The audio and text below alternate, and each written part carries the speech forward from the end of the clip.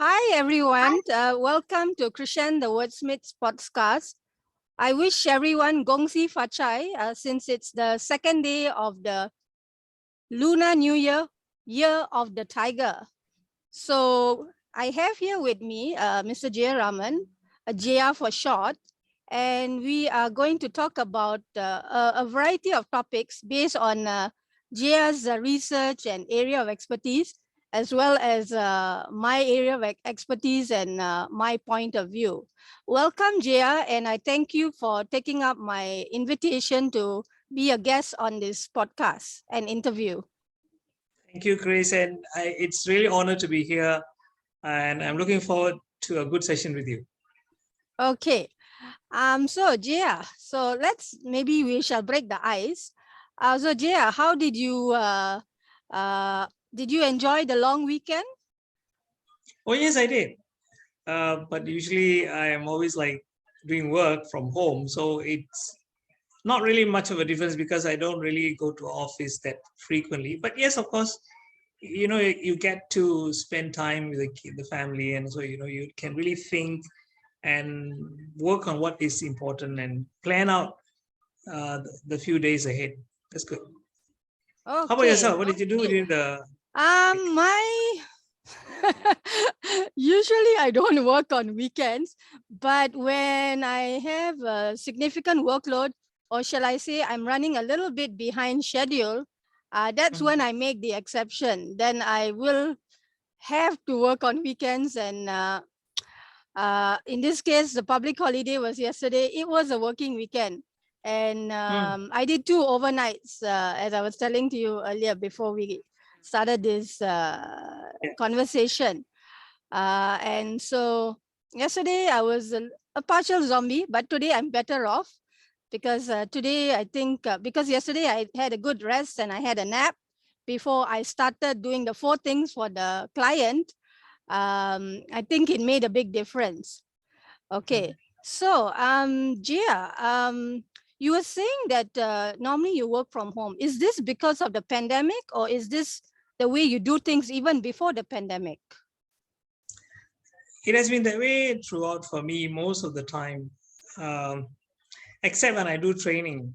And nowadays, a lot of my training is also from the home. I do a lot of online classes. So I practically don't have to leave home so much. Of course, I have an office which is quite nearby with about 10 minutes drive from where I stay. So I do drop by maybe once or twice a week. And I may not even stay the whole day. Just to check on my staff and see what he's doing, and then I come back. So I have been like this most of the time, but now since the pandemic is probably made it even more so. Okay. Yeah. So my next question is tied in to the question I just asked you. Before the pandemic, of course, most of the training sessions were face-to-face, correct? And only after the pandemic, especially with the MCO and all that, most of everyone who was used to face-to-face interaction had to get used to using Zoom and Google Meet and Skype and whatever other online platforms more than they did previously. Yeah. So can I ask you a question? Perhaps this may not be a simple question to answer. It depends on your perspective. Do you prefer face-to-face training, or now that you've been doing the online training for, you can say, almost 2 years, is that your preference, or would you like to say both about your perspective about face-to-face training and the other side of it about online training? I get that question quite frequently, but yeah, let me share this with you. It all came all of a sudden, right? I mean, who thought that we would be doing training in this way? But it became a necessary evil, if you want to call it that. But coming to think of it, there are certain advantages of doing online training, which you see, you can reach people anywhere in the world. They don't have to travel. And Chris, a lot of people travel, and the time they take to travel and the cost of traveling and the staying, especially they're coming from overseas. I got people who flew in from from Singapore, Brunei, India, as far as Turkmenistan to attend some of my programs. And they took like 12 hours just to fly one way, Turkmenistan. Wow. Yeah. Traveling And then time is one thing, but then the jet lag. exactly. Fortunately, he gave me a testimony at the end saying that, because of the jet lag, I was so sleepy and I couldn't. But Jeya was able to keep me awake, and I was amazed. So I took it So as a positive that thing now. was a bittersweet review. Exactly, it was, yeah. And I recently, like a few months ago, I did for a group of people, all of them in Dubai. I had 700 old people Wow. attending my mind mapping session. I mean, that would not have been possible without these online things. So having said that, I'm still very old school. Let's put it that way. I like to have the face-to-face interaction with them, because whatever said and done, the energy is totally different when you're face-to-face with somebody. Would you agree with that, Kushan? Correct. Yeah, that's one of the few things I actually miss very much, yeah, because before this pandemic, even though I've been doing freelance work for 4 years, 95% of my time I spend out of the house deliberately, because I'm very much a people person. And I like to spend time with like-minded people who are positive thinking, empowering, high energy, supportive. That is also my way of getting fresh air and exercise. Because for the last even before this pandemic, as of May 2019, when my trusty car, which was 15 years old at the time, served me very well, it developed additional problems, and let's just say due to unforeseen circumstances, I wasn't in a position to get it sorted out. So I had to adapt to, from being very mobile, going everywhere with the car, to getting used to taking public transportation, which I used to take only occasionally, like the LRT. The bus, I think it's been years, even before this pandemic, with the exception of May 2019, since I took it. Most of the time I drive everywhere, but I do like to get exercise. I don't necessarily park right next to where I'm going. Oh, okay. Okay. So before this pandemic already, I had to make certain changes and adapt to it. Okay. With this pandemic, there's been a flurry of things I've had to deal with and find very creative and somewhat practical ways to make a situation that I'm in that is highly unpleasant and very challenging, something that is manageable, shall we say. But you took in your stride. That's the most important thing. Yes, that is typical of me, Jeya, because I've always been very resilient. My perspective is to be, my point of view is to be proactive. And I like to learn new things. So even before I need something, even though it may not be my area of expertise or interest, I'm the type of person I like to read, read newspaper and magazines and whatever not.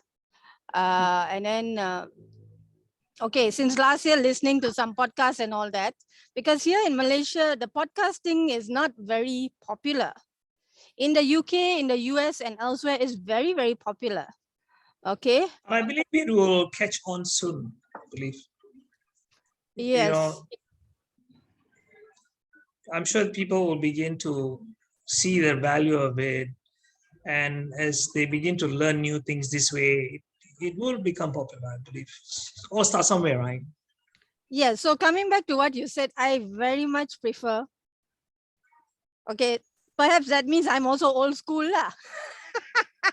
I love the face to face, the interactivity, the dynamism, the fun, the energy that you get when you are in front of someone.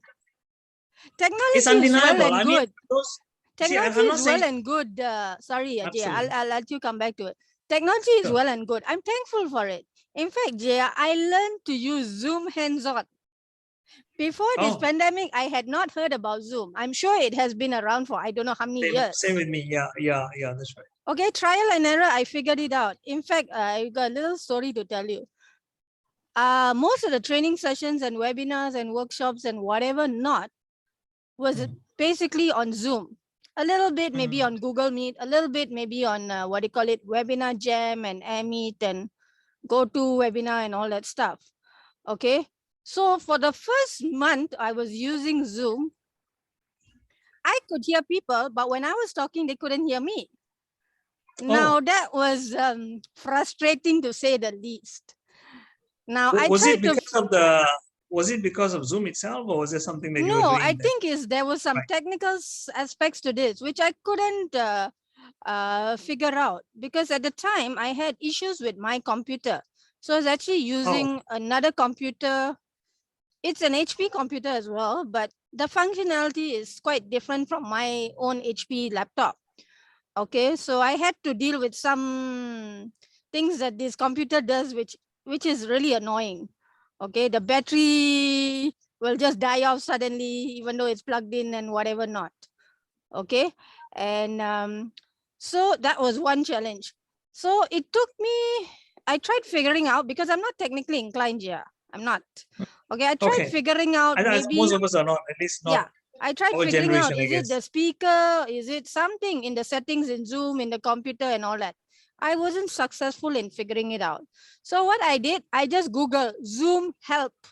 I Googled Zoom help. I looked, okay, there's a checklist, this. And that is how I sorted out the problem.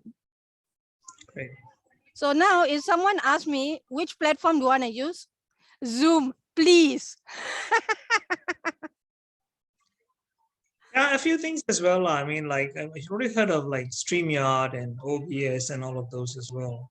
In fact, this morning, just having a chat with a friend about StreamYard. It has certain advantages as well. I think StreamYard is free, right? OBS is free.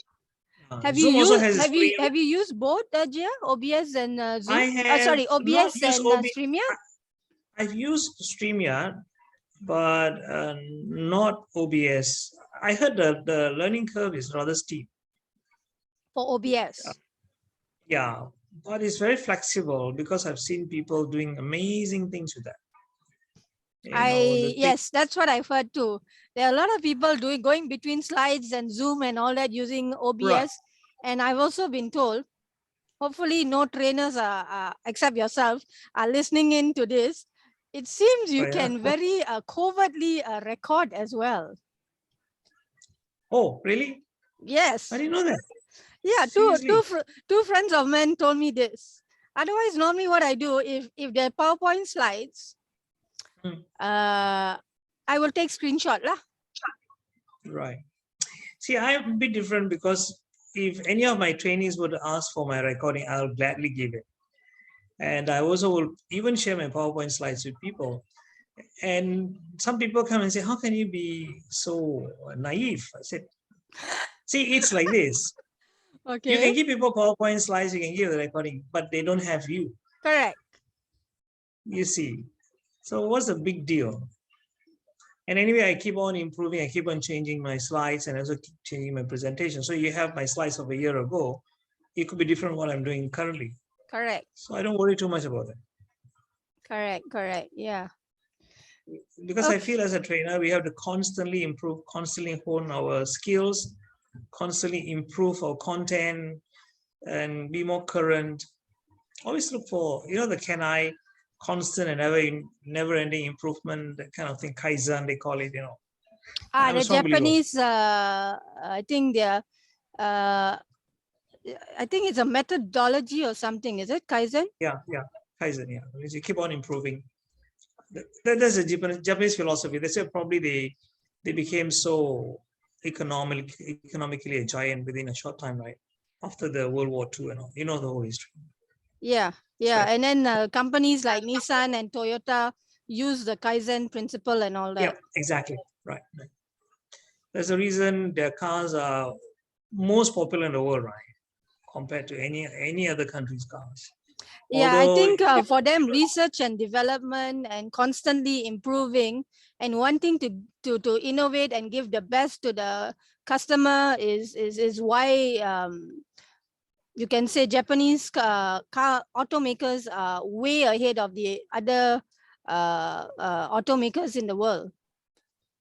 see, Krishan, that brings me to a very, I would say, an unusual or a controversial point that I always share in my training.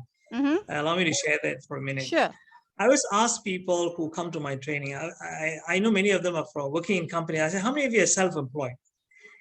And they give me a cold stare. I say, where do you get this trainer? He's coming to a company. They are salaried people. And you're asking if he's self-employed. You mean doing some part-time work? I said, no, even if you're not doing part-time work, how many of you are self-employed? They say, no, we work for a company. We work for Petronas, or we work for, because Petronas was my client at one time. So they say, you are self-employed, but we are not.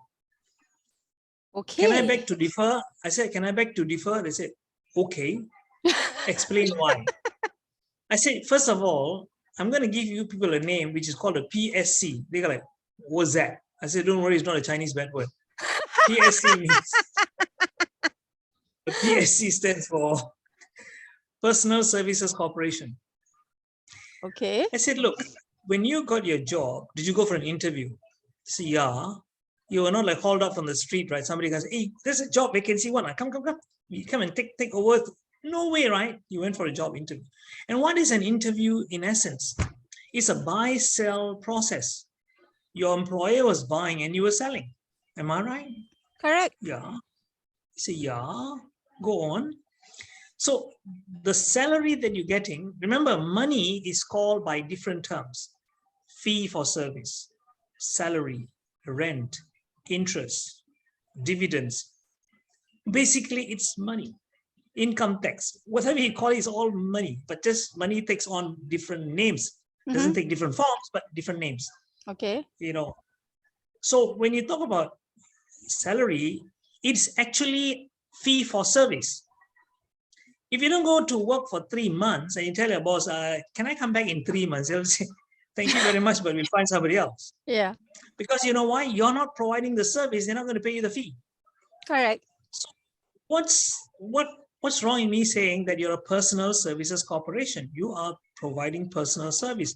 And the salary, which you call it salary, which is I call it fee for service, is actually the market value that your employer places on the services you provide. Does it make sense?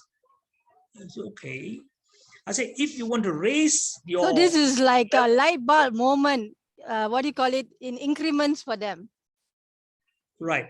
So if you want to get a higher so-called salary, which you call salary, I call fee for service, is for you to increase your ASK. So where is ASK? Doesn't mean you ask your employer for more money. No. ASK means you improve your attitude, your skills and knowledge. So once your ASK increases, your market value also goes up. Because logically, yes, Jeya, but I'm not sure whether many employers and managers and supervisors would agree with that perspective. I do agree with you. Yeah, you see, let me share you what I mean. You see, my first, okay, let me give you a little bit of history. I started my first ever presentation to a group of people in 1996, reluctantly. Why? Because I was basically an introvert, shy, low self-esteem, low self-confidence, you name it, I hate it all. Okay. And when someone invited me, say, can you give us a talk on mind mapping? I'm from Ipoh, Perak, right? At a polytechnic. I flatly turned it down. I said, no way, I can't do that. I don't have the guts to stand in front of 100 college students. No. And that time, you don't have PowerPoint. You know what is OHP? You probably know what's the... Yes, overhead, the slides. They call it overhead projector, yes. So you had to do the transparencies, plastic thing you put in and you talk. So they called me from and say, boleh buat ceramah untuk kami? They said, they wrote Malay. I said, tak boleh lah, sorry. They say, we heard that you know about mind mapping. Yes, I do. But that doesn't mean that I'm going to go around talking to people about this. Then they said, tolong lah, tolong. And they said, tolong, I felt my heart sank. I said, so I ended up one whole hour standing there and literally sweaty palms and knocking knees and all that, you know what I mean, Yeah. and standing there and delivering. And as fate would have it, never in my wildest dream did I think this would turn into a profession for me that takes me to a few countries and all that. But the point is that after about a year of, you know what happened after that one time of sharing, then people Yes. began to invite me to different places. They heard that I'm not It people being started the ball rolling. right. But I was just going around sharing for free, just going around. And then one fine day, the following year, 1997, somebody gave me a small envelope. When I finished the presentation, they said, "What's this?" I said, "Take it, Jeya, a little token from us." So I didn't want to open, went back and opened, and I saw a 50 ringgit note inside there. I was not disappointed. I was like elated. I said, "You mean people pay me for this? Isn't it interesting?" Now, that was your light bulb moment. Yeah, that's right. But what I want to share is a few years later, okay, in the year 2012, when I was in Cambodia, that's when I got paid. Guess how much? 1,000 USD per hour. Wow. It was so 2 hours and it was 2,000 USD. But I always ask people this. Do you think the people in Cambodia would have paid me the 1,000 USD if my attitude, skills, and knowledge was at the 50 ringgit level? Why is it somebody gave me a 50 ringgit token? Yeah. Not that I expected it, but they felt, okay, this fella, poor fella, like saying something, let me give him something. But when the guy from Cambodia called me and they asked me, what is your fee? I told them it's 1,000 USD. They said, can Margin? I said, no. They said, we only need for 2 hours. Yeah, 2 hours is 2,000. And by the way, you have to pay for my flight and my lodging and everything. They said, okay, come. The point is, I raised my knowledge and skills and possibly even my attitude, the way I talk to people, my concern for my participants and all that. That changed. And that's why my income changed as well. So people may say, oh yeah, you're doing your own thing. Even if you're working for a company, you outgrow your position if your knowledge, skills, and attitude gets better than where you are. You may not work for the same company. You see, you could be headhunted, or you might see an opportunity. Hey, my skills are way beyond what I'm doing right now. Why should I hang on here? You see?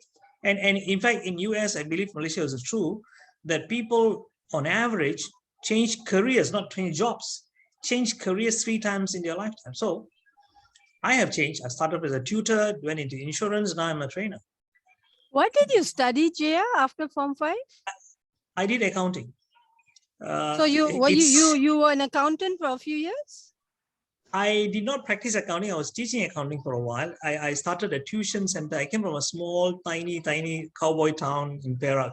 So I went back and I was actually delivering newspaper. Would you believe it? I was a newspaper boy of my town after I finished college. And somebody said, why are you wasting your time studying newspaper? I said, that's my dad's business. So I'm just helping you out. Yeah. They said, your knowledge and skills are going to waste. So I said, yeah, let me start a small tuition center.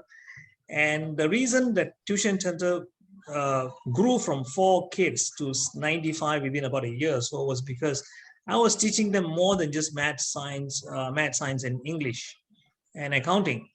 I was also teaching them memory and mind mapping. That's how this Polytechnic found me and asked me to give a talk. Not that I was looking to be a trainer or anything like that.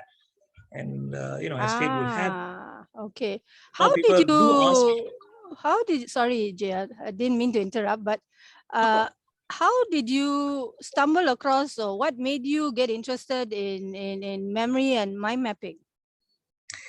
As they say, necessity is the mother of all inventions, but here necessity was the what caused me to learning, not to teach anybody. In my college days, in my accounting days, you probably know that law is a paper in accounting. And my lecturer, I don't know much about accounting, but perhaps one particular subject, business law, right? Yeah. Okay. Yeah, we do business law, like how law of contract, sales of goods act, and all that. Okay. So my lecturer at the time, one Mr. Ng, he was probably, I used to say, he's probably the most boring lecturer in the world. And he used to have this distracting habit, Christian. He will use the word okay too many times. He will come to class and say, okay, all of you take your books. Okay, what about you? Okay, the assignment. So I'll be counting the number of okays for today. I wasn't paying attention to his class. So You're I would say, you are a cheeky fellow. yeah, but I was tell with people because of his okays, my exam results are not okay. Yeah. I was looking for answers. What can I do? Because you cannot fail a paper in college, and there's no such thing as you fail a paper, you don't graduate. So, and I was looking for answers, and I think God probably answered my prayers. And I saw a book in my college library called The Memory Book by Harry Lorraine, and it really caught my attention. I said, "Oh, these white fellas, they write books for everything. Memory book." Okay, so I took the book and I found certain answers, or rather certain techniques, which I applied. And for the first time, I passed my law paper. I was like, "Hey, these things Wow, work." that's awesome. Yeah, exactly.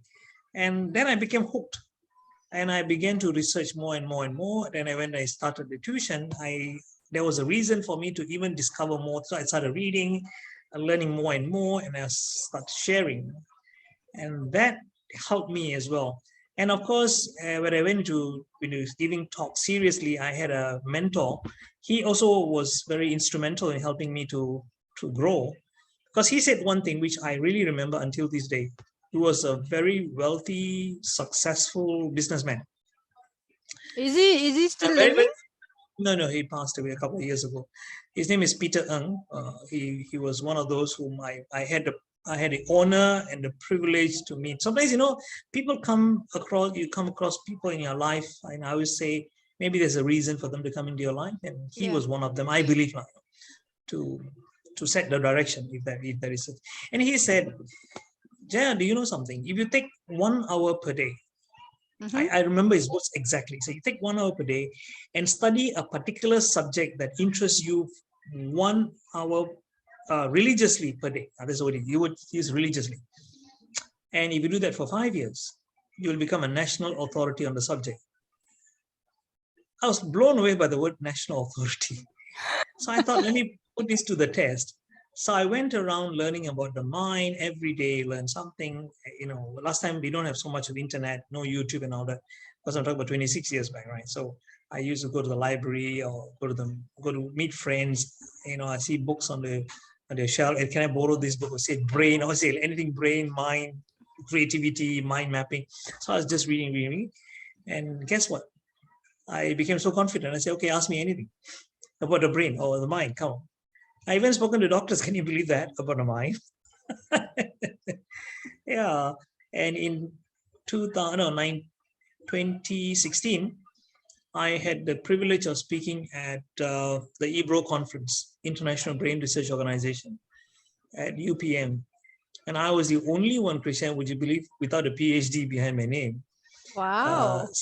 Speaking on the stage. The rest of the people, all the presenters at the conference, were PhD holders, and I was like, what was the is this a society or an association? What was the topic of the conference? It was all brain related conference, anything to do with the mind, brain. And they heard about me, and they said, can you come and share some information about how the mind works? When was this again, Jeya? What year? This was in 2016. So just about 5.5, 6 years ago. Just give me 1 second. Sure.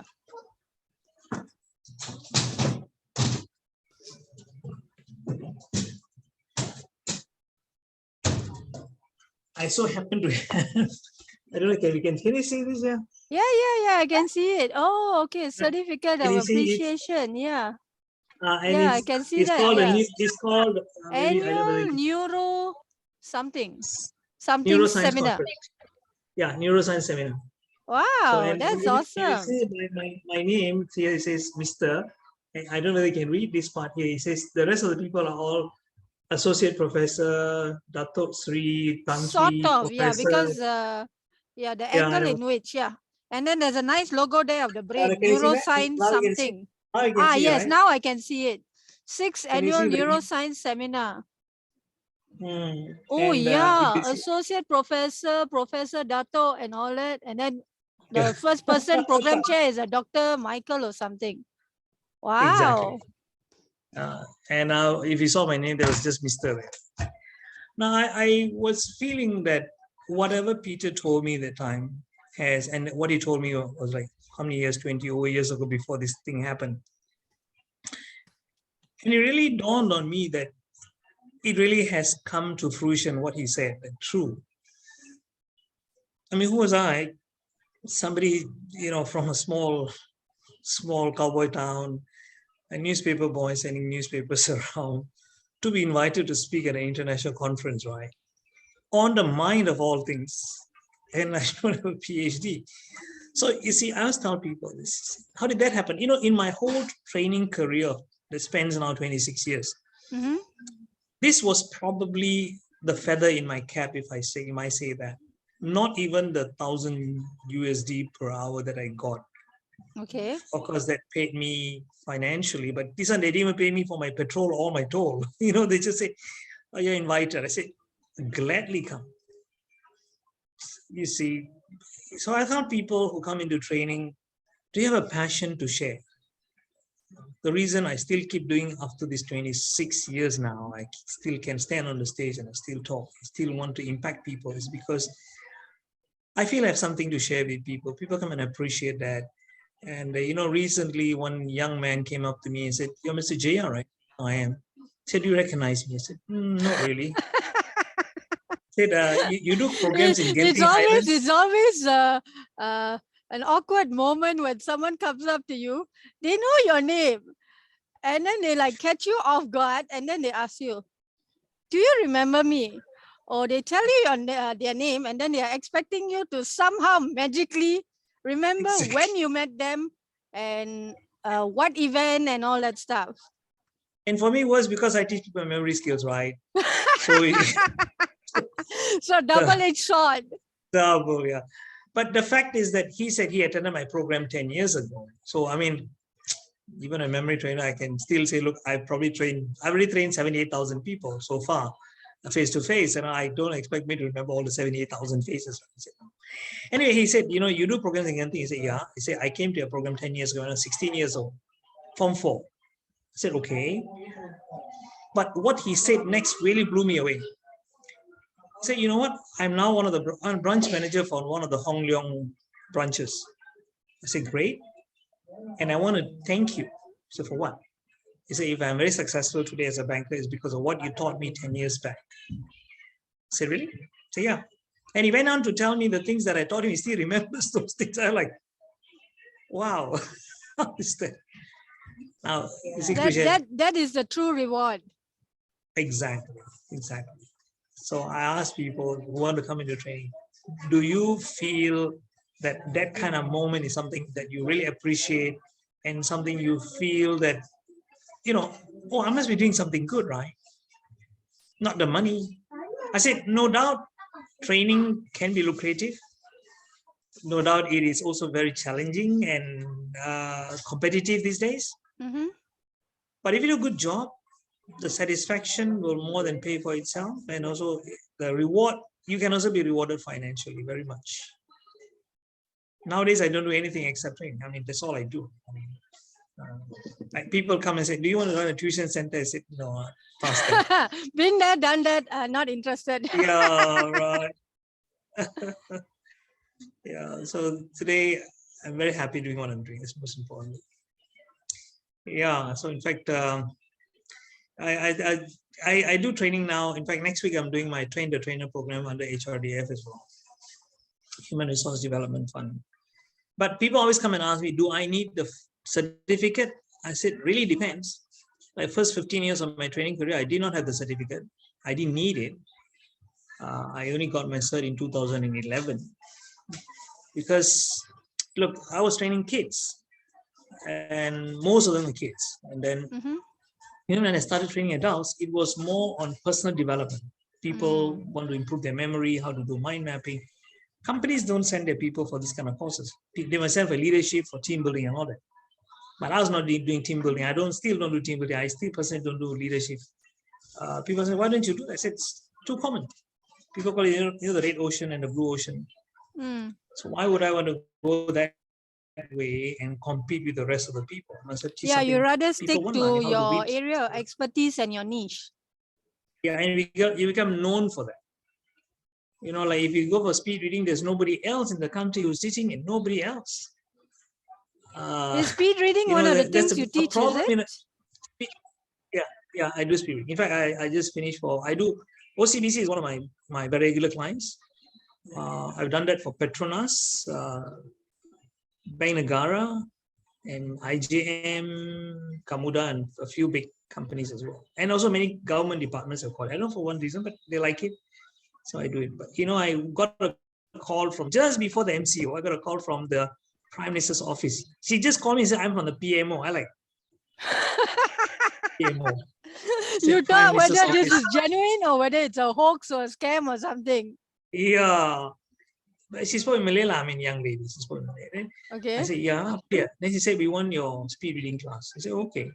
She said, can you come over to my office? And that's when I went into that. Do you know the Prime Minister's office, the dome, the blue dome, where, you know, I went in, so I was like admiring how beautiful it was, so well decorated. And then when she asked me a question, she said, I said, yeah, I have a problem before I can engage you. So what's the problem? She said, you know what, we normally need 3 proposals and then we will shortlist one. I said, okay. The problem is I cannot find any other speed reading training company in the country. It's a What do you mean? good problem for you, but a It's- tricky problem for her. Yeah. So she said, can you find someone who could do speed reading? I said, I also don't know. I said, I So really don't know. how were you able to help us sort out this? Then, you know, the MCO came and then everything was gone topsy-turvy. And then she said, wait, hang on. Then we want to do only face-to-face. Now that things have opened up, she hasn't got back to me. Maybe I should give her a call and ask her. Yeah, But perhaps. but the Hopefully point is that, there is a way to get past this 3 quotations, and then he has to go to the committee and then they approve, choose one and all that you stuff. know, they're right. Yeah. Probably get some of my friends to put in something through their company. Say, Hopefully that lady's not listening in. yeah. Yeah, what to do? You have to. Because the rest you find they're all foreign companies doing it. Malaysian. Okay. So I mean, people want speed reading, they come to me. And So because I also besides have speed reading, Jeya, and mind map, what else do you do? When you and I were talking the other day, you were talking about motivation, and you also teach, I don't know, is it study skills and some other stuff as well? Yeah. Study skills first. I started off in my career doing only study skills. First 8 years, I was only doing study skills, helping kids to do better in their exams by being more effective. Because I always say, you know, there are 4 kinds of students. The first kind are the students who study very hard and get good grades. Mm-hmm. Second are the ones who study hard, but their grades are not good. Okay. So always disappointed, frustrated. Third category are the kids who like study little and still get good grades. And the fourth? And then fourth are the ones who study little and fail. Okay, I think, Jeya, I'm number 3. 3 is the best, right? I'm the third one, as in I utilize Fantastic. my inborn talent. I have photographic memory and I can memorize. And Great. this is how I survive our wonderful Malaysian education system. So Right. I study smart. I listen to the teacher. I take notes. The highlighter was my best friend. I highlight important points in the textbook, you know, especially for certain things that are very factual, like history, geography, science. What else? What is it? Kemahiran hidup. At the time, it was Kemahiran hidup. Economics. Economics. No, I didn't do economics. You didn't. You didn't. Okay. Were you in the I science didn't. stream? No, I was in the art stream. You see, Jeya, there's a little bit of an interesting story to this. I actually did Form 5 twice, Jeya. Oh. Yeah. Really? Yeah. Because that's why I said when you're talking about economics, when I first did Form 5 SPM, I was in a, what do you call a missionary school? Primary and secondary, I went to Asunta Primary and Secondary. Okay. PJ. Yeah, PJ. I'm a PJ person lah, so there is no hometown. Okay. Right. So at the time, what we were told, Jeya, was your time, I think it was English medium. My time is Yeah, Bahasa. oh, Okay. mine was solely English. Yeah. What we were told is, shut up, don't ask questions, listen to the teacher. Do not question the teacher. I wasn't thrilled about that. Okay, but I can imagine. I'm the type of person, I will follow the rules, but not all the time lah. I will find ways to not bend the rules, but I will find ways to suit me, shall I say lah, without breaking any rules. Okay. So when I first did Form 5, I was in that school. The reason why I did Form 5 the second time is, sadly, there was a big life event that happened. The year that I was in Form 5, 3 months before I set for SPM, my father unexpectedly passed away due to complications after surgery. Okay. Okay. So when the results came out in March 95, I did not fail anything, but I was not happy and satisfied with the results. Because I know this is not my 110 potential. Okay, sure. Believe it or not, Jeya, maybe you're gonna find this funny, maybe you don't find this funny. I even went for moral tuition, Jeya. Moral studies tuition. Why? Because my uncle, my father's brother, is a teacher. My aunt did Montessori and she ran her own kindergarten. In fact, that's why kindergarten was my auntie's kindergarten. So only primary and secondary was Asunta. Okay, so when it came to transitioning from kindergarten to school was, you can say there was a little bit of a teething problem lah, a little bit. Okay. So when the results came out in 95, I was not happy. I was not satisfied. It's not that I failed anything, but at the time, Jeya, I was actually shocked that I only passed moral. Seeing as I told you, I only passed. Even though I can memorize, I have photographic memory, and I went for tuition.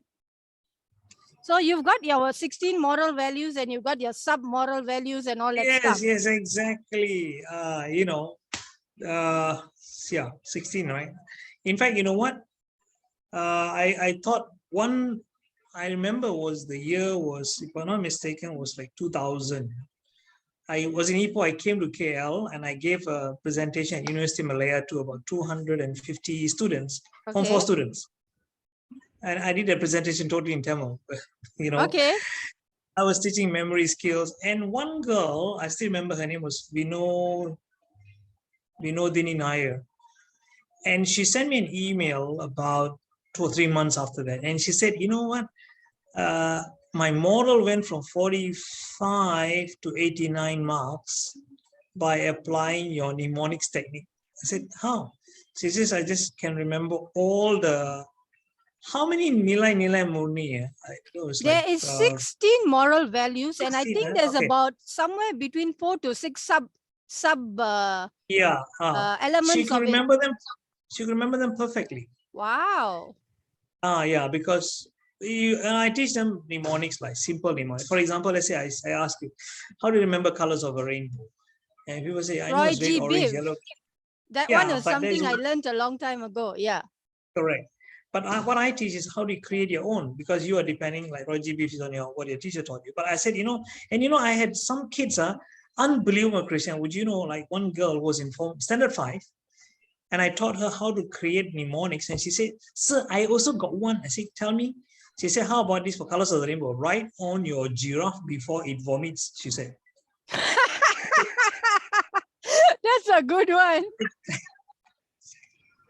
And kids, they're also competitive. One more child said, sir, I got better than hers. I said, tell me. She said, run or you get beaten in Vietnam. Wow, so creative and hilarious. Exactly. Then I asked her, why Vietnam you run? They say, sir, Vietnamese people eat dogs, So they're very violent people. You see, better run. So, kids, I tell you, they have answer for everything, and they are so creative. And I told them, hey, I could not have thought of such a thing. And all you have to do is to give them the spark. You know what? Teachers are just killing their creativity. If you watch Sir Ken Sadly, Robinson. this is our Malaysian education system. I think this is the part where I think you're gonna agree with me, Jeya. Someone told me somewhere, I think 2 or 3 years ago.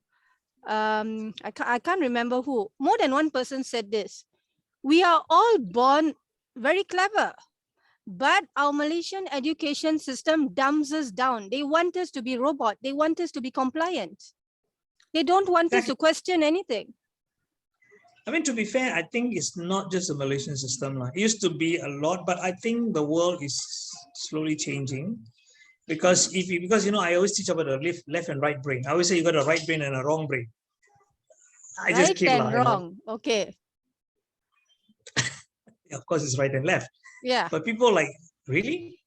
You just say right and wrong. Also, oh dear, I say, oh, so sorry. I got a poor memory. Right and left. It was deliberate. Okay. Yes, of course. But the right brain is being called a creative right, and left is called a logical left. Yes. Why? The left brain, it focuses on maths, science, step-by-step, logical, sequential learning, which is all the compulsory subjects. Language is compulsory, maths is compulsory, science is compulsory. And the right brain is called the artistic or the creative brain, where it involves art, color, music, which are non-compulsory subjects. And in fact, if you go to a school and say a school teacher and say, Chegu, I want to take art for Form 5, the teacher will say, why you want to waste your time? Waste time? Art is waste of time? Really? And then suddenly you go to the workplace, your boss will tell you, think out of the box. Be creative.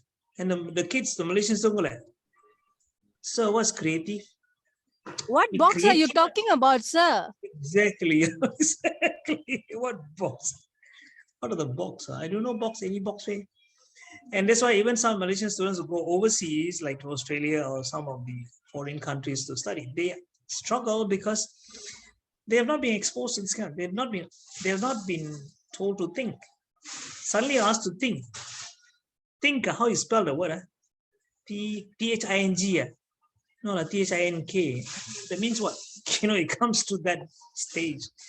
So they have not been. Yeah, so it's unfortunate that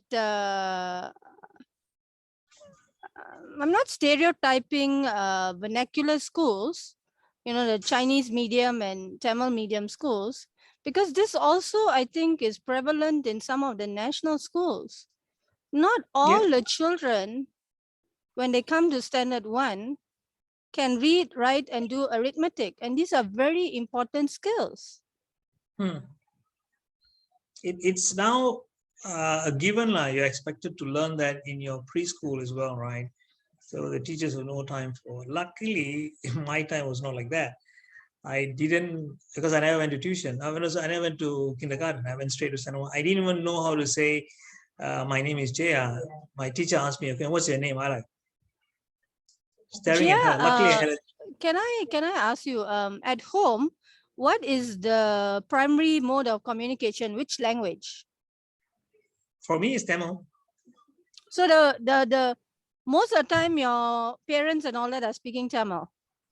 My parents don't speak English at all.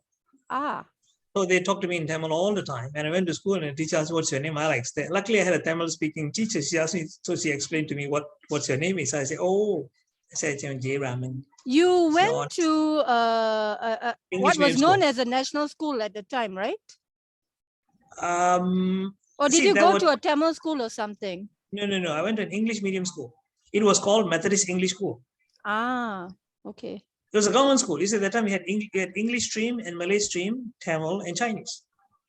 Now there is no more English stream already. So I went to the English medium school, government school. I'm talking about government school, not a private international school. Yeah. So all of us talk English. The Malay kids, Chinese, and the Tamil boys and girls, we communicate predominantly in English in the school. So it would have been quite a bit of a challenge for you, right? Because at home it's Tamil. Yeah, see, the advantage was my dad ran a bookstore. I mean, Okay, and okay. I grew up on comics. I loved comics. Like Today, what you watch Archie's is and Beano and all that, is it? Bino, Dandy, and also the DC comics like Superman and the Hulk, Okay. Spider-Man. What people watch on movies now, I was reading in the form of comics. Okay. You know, and last time I could say when I couldn't read, I had someone who was working in my dad's shop. He will read and explain to me, and he really like I want to read this, and I started reading. I think probably it was standard 3, standard 4, and I started reading, spelling and reading. And I went to secondary school, and I really devoured all the books and the magazines. And would you believe it, Krishan? I became the top in my class in my English, Wow, that despite is the fact amazing. that I did not come from an English-speaking family. Nobody speaks English to me at home, but that was also a bit of a problem because you see, I began using those comic English in my essay. So it's not those. exactly proper and correct English, right? Yeah, If you follow the, it if really you're polished. It supposed did to follow polish the my English rules up. of the English Yeah, language. I didn't. Yes, I usually won't get my grammar wrong, but sometimes I use certain words which are colloquial, which you can read in comics, but you cannot use it in like for example, the British will say I wasn't half hungry, which I wrote in my essay. I wasn't half hungry. Teacher put a big question mark. What is this? you know, and then they would use terms which commonly we don't use in English. So that was like, but it But was a you didn't learning curve. fail, right? You didn't fail. No, I didn't. In fact, I got distinction in my English, in my Even though you use some of those colloquial terms. yeah. That I don't use it a lot, but once in a while without realizing how. Yeah. So in fact, my essays have been read out in class as exemplary. And when I was in So Form were 3, I your still remember. friends admiring you more, or were they jealous of They you were, more? I think more they were envious of me. Yeah, one fellow who speaks English at home all the time, he became my enemy. Would you believe that? He wouldn't talk to me. Would anyone tease you or bully you because of this? No, they didn't. But I was bullied for other reasons. The fact that I was timid and shy. In Form 6, when I went to my lower 6, 2 girls, would you believe, bullied me. Wait, hang on. Form 6. Oh, you did Form 6 as well. I did Form 6 in Ipoh Methodist High School. So the Form 6 in that school, it's co-ed, is it? Girls are allowed in. I have been co-ed from standard 1. Wow. Yeah. The time in a So small that would town. have made life, I don't know, challenging or exciting, or I don't know which way you want to look at it. I don't know. We didn't see it as anything wrong or different because all the schools in my small hometown, I come from, called Malimnawa, all co-ed. I mean, you need to have many schools to cater for boys and girls, right? But here, you have one English school, everybody goes there. One Tamil school and one Chinese school, one Malay school. That's it. So everybody goes there. Okay. So I actually went to a girls' school. Yeah, you said that. I remember. So here in Klang Valley, the only time you see the girls going to a boys' school is basically Form 6. primarily for Form 6, or like you're in, I was in my school's Catholic Student Society. So nearby is LaSalle. So the boys always got excited when they got to come over for the, what is it? Once a year they used to come over for mass and something like that. They were allowed into the school compound just for that. Well, now I can understand. Because for us, like, no big deal. Like, well, so what? You just go girl. So we're in the same class. We'll tease each other. And all Jeya, that. can I divert a little? Do you have any, so besides you, do you have any siblings? Are they all boys, or do you have sisters as well? Just to share with you, I was not born in Malaysia. I was born in India. Okay. I came when I was like 6 years old. People are quite surprised and they say, "You don't sound Indian." I say, "Yeah, I don't sound Indian. I don't the sound like an accent Indian and all Indian." that. Yeah. Yeah, I can if I want to. I can talk like that. It's not a problem. So if you go to India, so you come across an Indian national and you want to tease them, you can go in that direction. Yeah. Yeah. So I have one sister and one brother. My sister still lives in India. I got a brother who's here. He's in the car sales. Jay, are you the eldest? I'm among the boys, two boys, right? I'm the elder one. And my sister is elder to me. So my sister. So your sister is first, then you, and then your younger brother. Okay. The two of us came from India. So we grew up here, and I'm Malaysian now by nationality as well. After a bit of a struggle, then I got my citizenship. Okay. You know, by the way, I also speak Cantonese. Somehow I'm not surprised to hear this, Jeya. Something tells me you would. Something tells me you do that you do know a Chinese dialect. I don't know why, really? but there's something telling me that's why I'm not surprised. and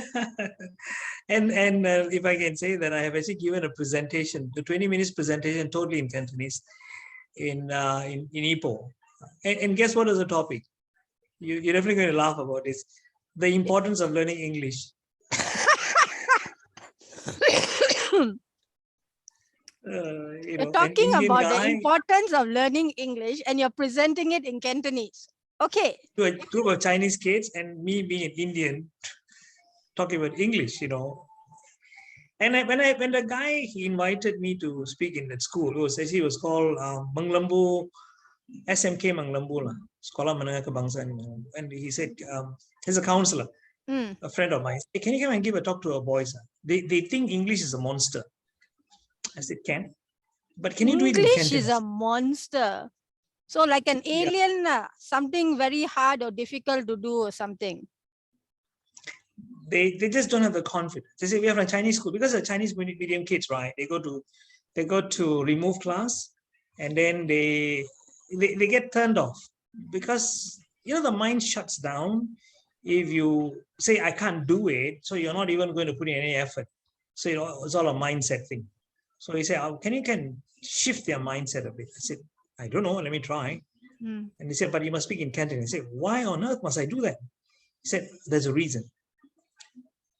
When you speak in Cantonese, you send a subliminal message to them that, and please mention that you didn't go to Chinese school.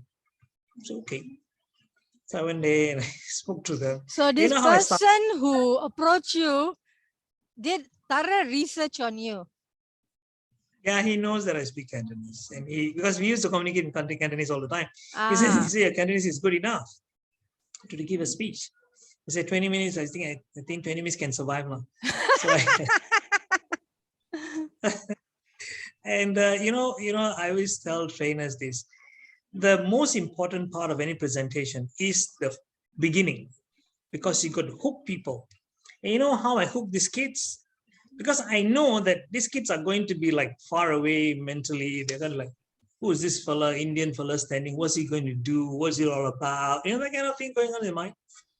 So I stood there, just stared at him for a few seconds, and I said, it means I'm a Cantonese guy. Because I was speaking Cantonese, right? And I can tell you, Christian, I got the attention. They're like, really? This guy, they size you up. who looks very different from me, says I'm a Cantonese guy in Cantonese. And the kids, exactly, the kids are nudging each other. The kind of thing. And that's the reaction I wanted anyway. Then I said, why y'all surprised? Is it because of my color? This one because of too much of sun. I was just like your color. Then they all started laughing. And I knew I got them in my hands. That's how, as a trainer or speaker, you got to hook people's attention. And humor is a good tool, even when you are starting a conversation with a total stranger. Yeah. I always say this, humor can open doors. In fact, I have an acronym for humor as a trainer. Can I share that with you? Sure. HUMOR. H stands for happy. Oh, you're spelling it the American spelling. Yeah, American, yeah. Okay. Yeah. Happy means, I say, as a trainer or speaker, you are somewhat like a salesperson Yeah. because you're selling your ideas. You're selling yourself. People must Yeah. buy you first. So when you make people happy, as a salesperson, your customers will only buy when you make them happy. You make them sad or angry, they're not going to buy from you, right? So as a Correct. trainer, when you make them happy, when they laugh, their defenses are down, and yeah. So that's one thing. Second thing is understanding. Sometimes you want to give people a very complicated concept. People don't get it. But you give a humorous story. Oh yeah, that makes sense. That's how it works. M is for memorable. Firstly, you will be memorable if you're funny. Second Yeah. thing, your points will also be memorable. People will remember your joke or your humorous story, and your point will write on that particular funny story or the anecdote. O is for open minds. Okay. Do you know, I say, when you go and stand in front of an audience, people are like sizing you up. Who's this lady, Christian? Eh? What's she going to do? Oh, I'm looking at her hairstyle. We don't want that. So when you say something and people, hey, this lady is so cool, not bad, huh? She made me laugh. Open people's minds. Yeah. And finally, R stands for rapport. And the best way for you to build rapport is to be funny. I say, why do you think people like Russell Peters are so popular? Yeah. Or even Harit Iskandar? Because they're humorous. Everywhere they go, people like them. People want to get near to them, want to speak to them. You don't want to go that far. Those are professional stand-up comedians. But, even if you go among friends, who's the most popular? The one who's always cracking a joke, right? People make you laugh. Most of the time, yeah. But then there's another side to this, Jeya. Not trying to be wet blanket, but I don't know, maybe it's just my perspective. Sure, go ahead. There is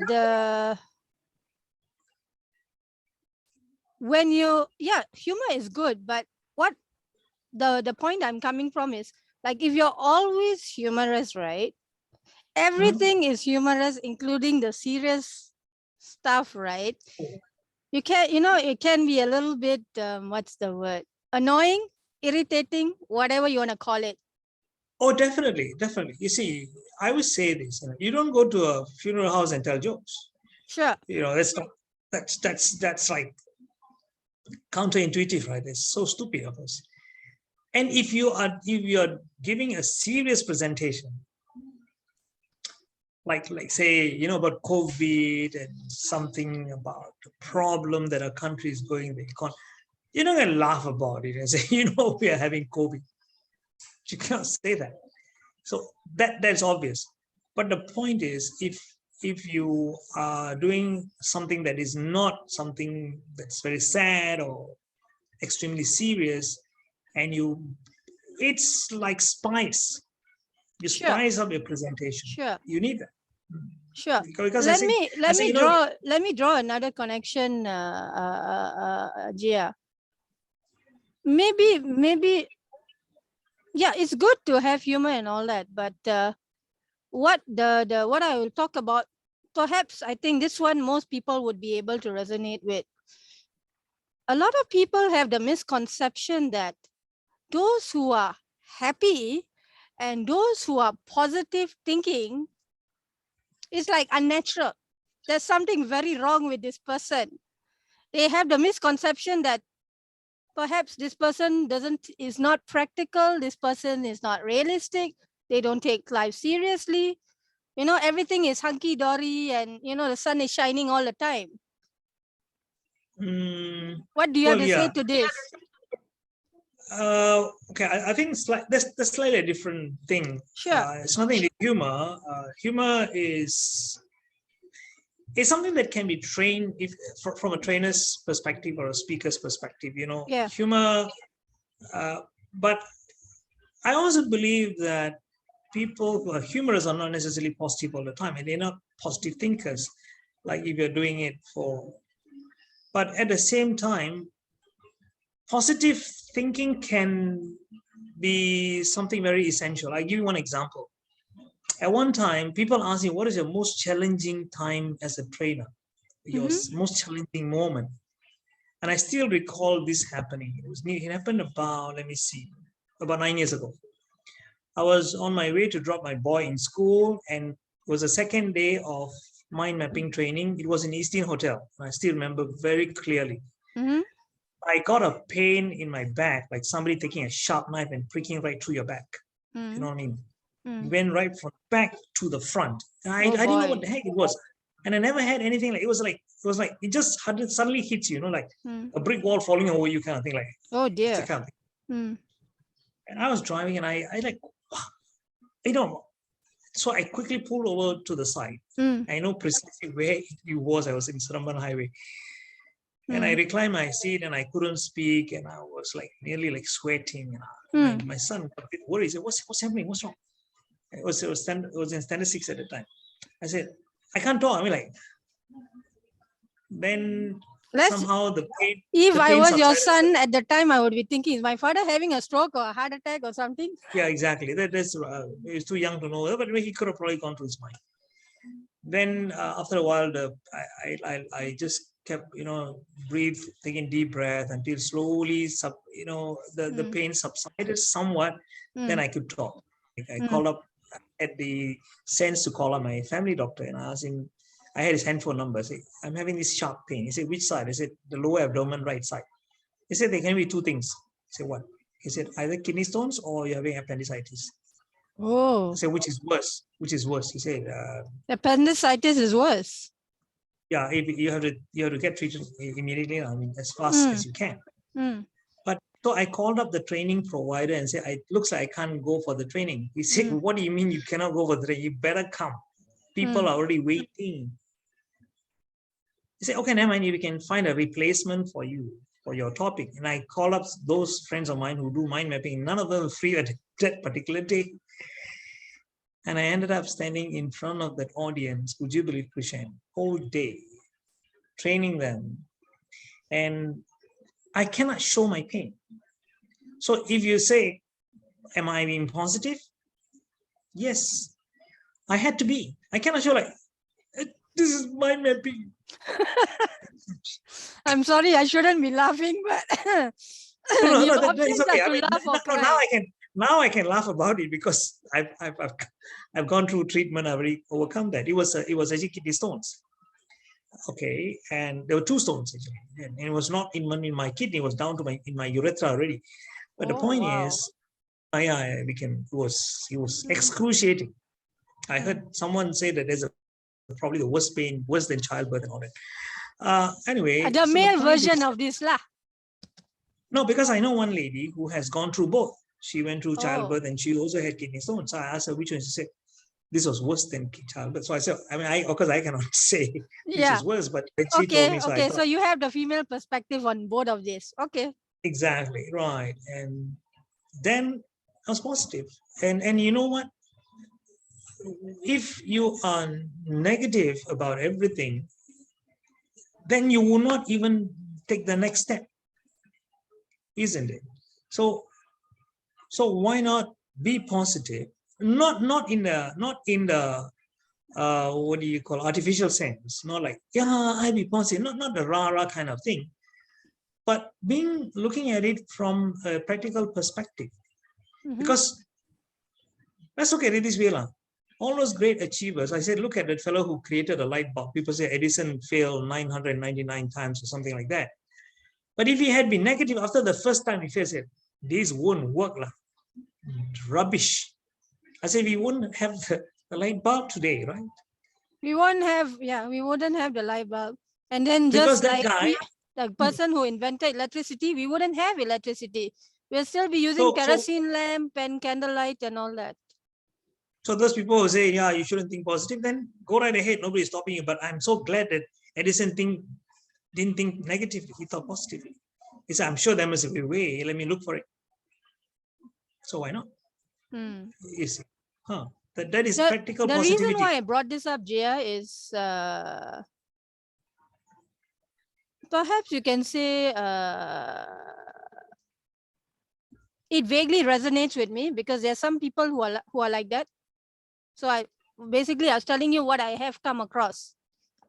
Definitely. You see, do you know I have met people who are negative all the time. And I had big arguments with them. And finally, I know that I cannot win these arguments. I said, okay, you're right. Because it's your life. Go right ahead. I mean, and they're fighting. They are having problems with their family. Everybody this person meets is something he picks a quarrel with everybody. Because he always sees something negative. So I ask you, don't you think he's being miserable? And he says the whole world is wrong. I said, really? Have you looked in the mirror? I know if I said that, he's going to fight with me. So I say, really? You think you want to change the whole world before you become happy? Good luck, I said. You know, Jeya, remember just now I told you with this pandemic, I was telling you that 95% of my time before this pandemic, I spent out of the house. There are many reasons for it, because this is a personal thing, lah. Okay. You were talking about this person, you know, you were giving a very good example of positive thinking at work.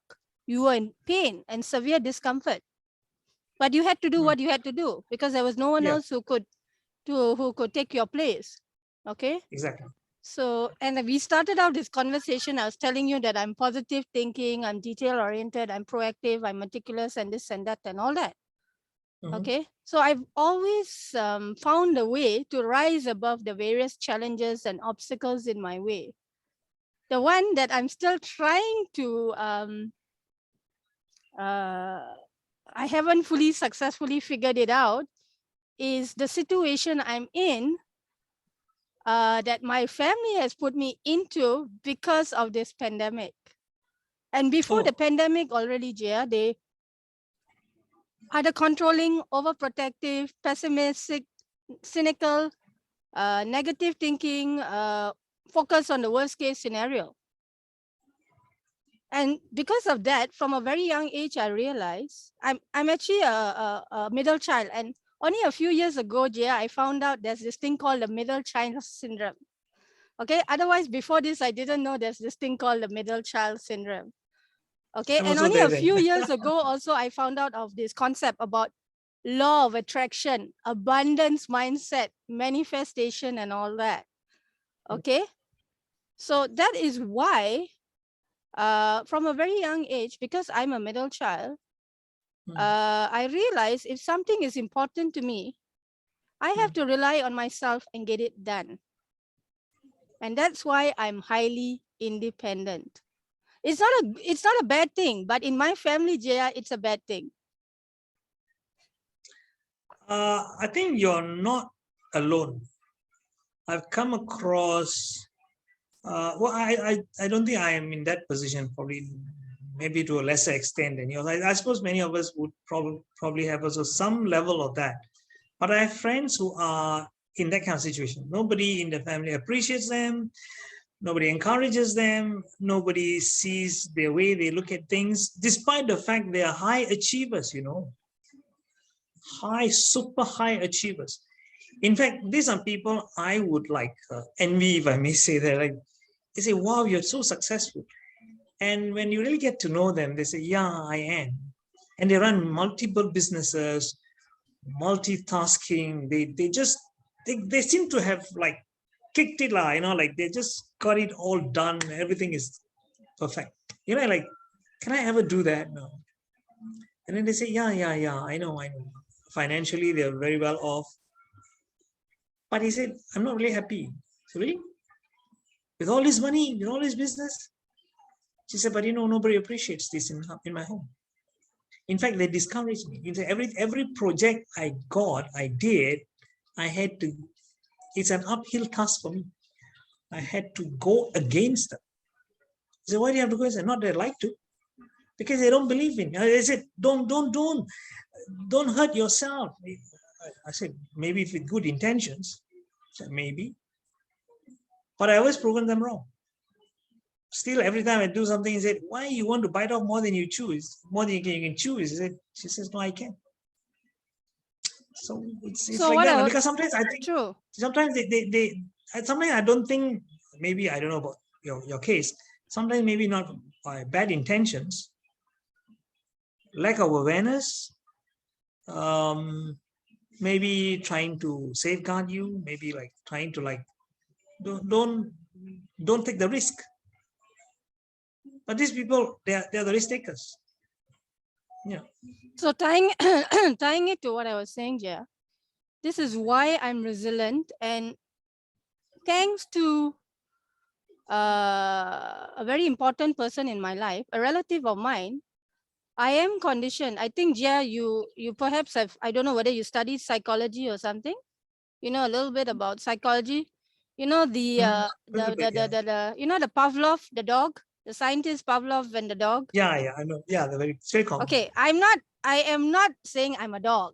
Okay, Conditioning. Yeah, but no. We use I that. am We use that tying. analogy. I'm drawing the analogy here. Sure. I'm drawing the analogy in that because I've despite the environment I've grown up in, my family being the way they are, very traditional, conservative, and all that. Because of this person, I am conditioned to always think positively, Jeya. So he Great. set the solid foundation for me. Okay. And for 30 As I years of said my earlier, life, right? Jeya, Sometimes 30 people years come of and my cross life, up. Jeya, sorry, 30 years of my life, Jeya, I had this influence. So I had all the unconditional love, support. You can say this person, I consider, now that we use terms like coaches and mentors, I would put him in this category.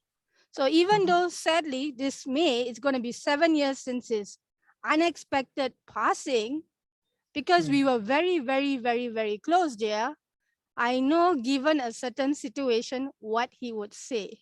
Sorry, you wanted to say something. No, it's okay. Go ahead. No problem. Just wanted to just affirm what you were saying. Go ahead. So coming back to what I was saying that about positive thinking and all that stuff, I am positive, but I am practical and realistic at the same time. So Definitely. I will always automatically look for the positive aspects. And in recent years, in the last couple of years, always when I talk to this person, we always start the phone conversation. Krish, what's the good news? So it's being reinforced. Right. So most of the time I say, okay, this is the good news. Then sometimes the negativity or the challenges is overwhelming. I say, hang on a minute, give me some time. Let's talk about other stuff. I'll come back to you on what is the positive side of it. It's because I need to take like a spade and dig for gold. Dig for gold for the positive aspect of it and all that. Sure. So I'm tying If I it may, into the challenges. As I said, sure. I've risen above all of this. Fantastic. Unfortunately, as I said, this ties into what I told you about the way my family thinks and all that. In certain aspects, you can say they have moved a little bit into the 21st century. But you can say, I suppose 90% they're still stuck in the way that my paternal grandfather set things up.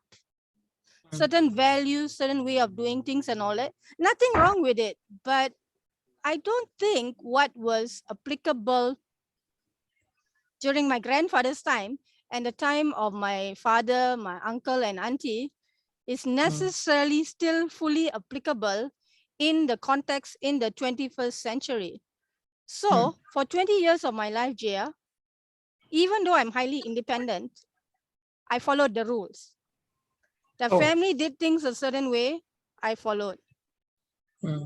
When it came to, and I told you I survived Malaysian education system because of my talent.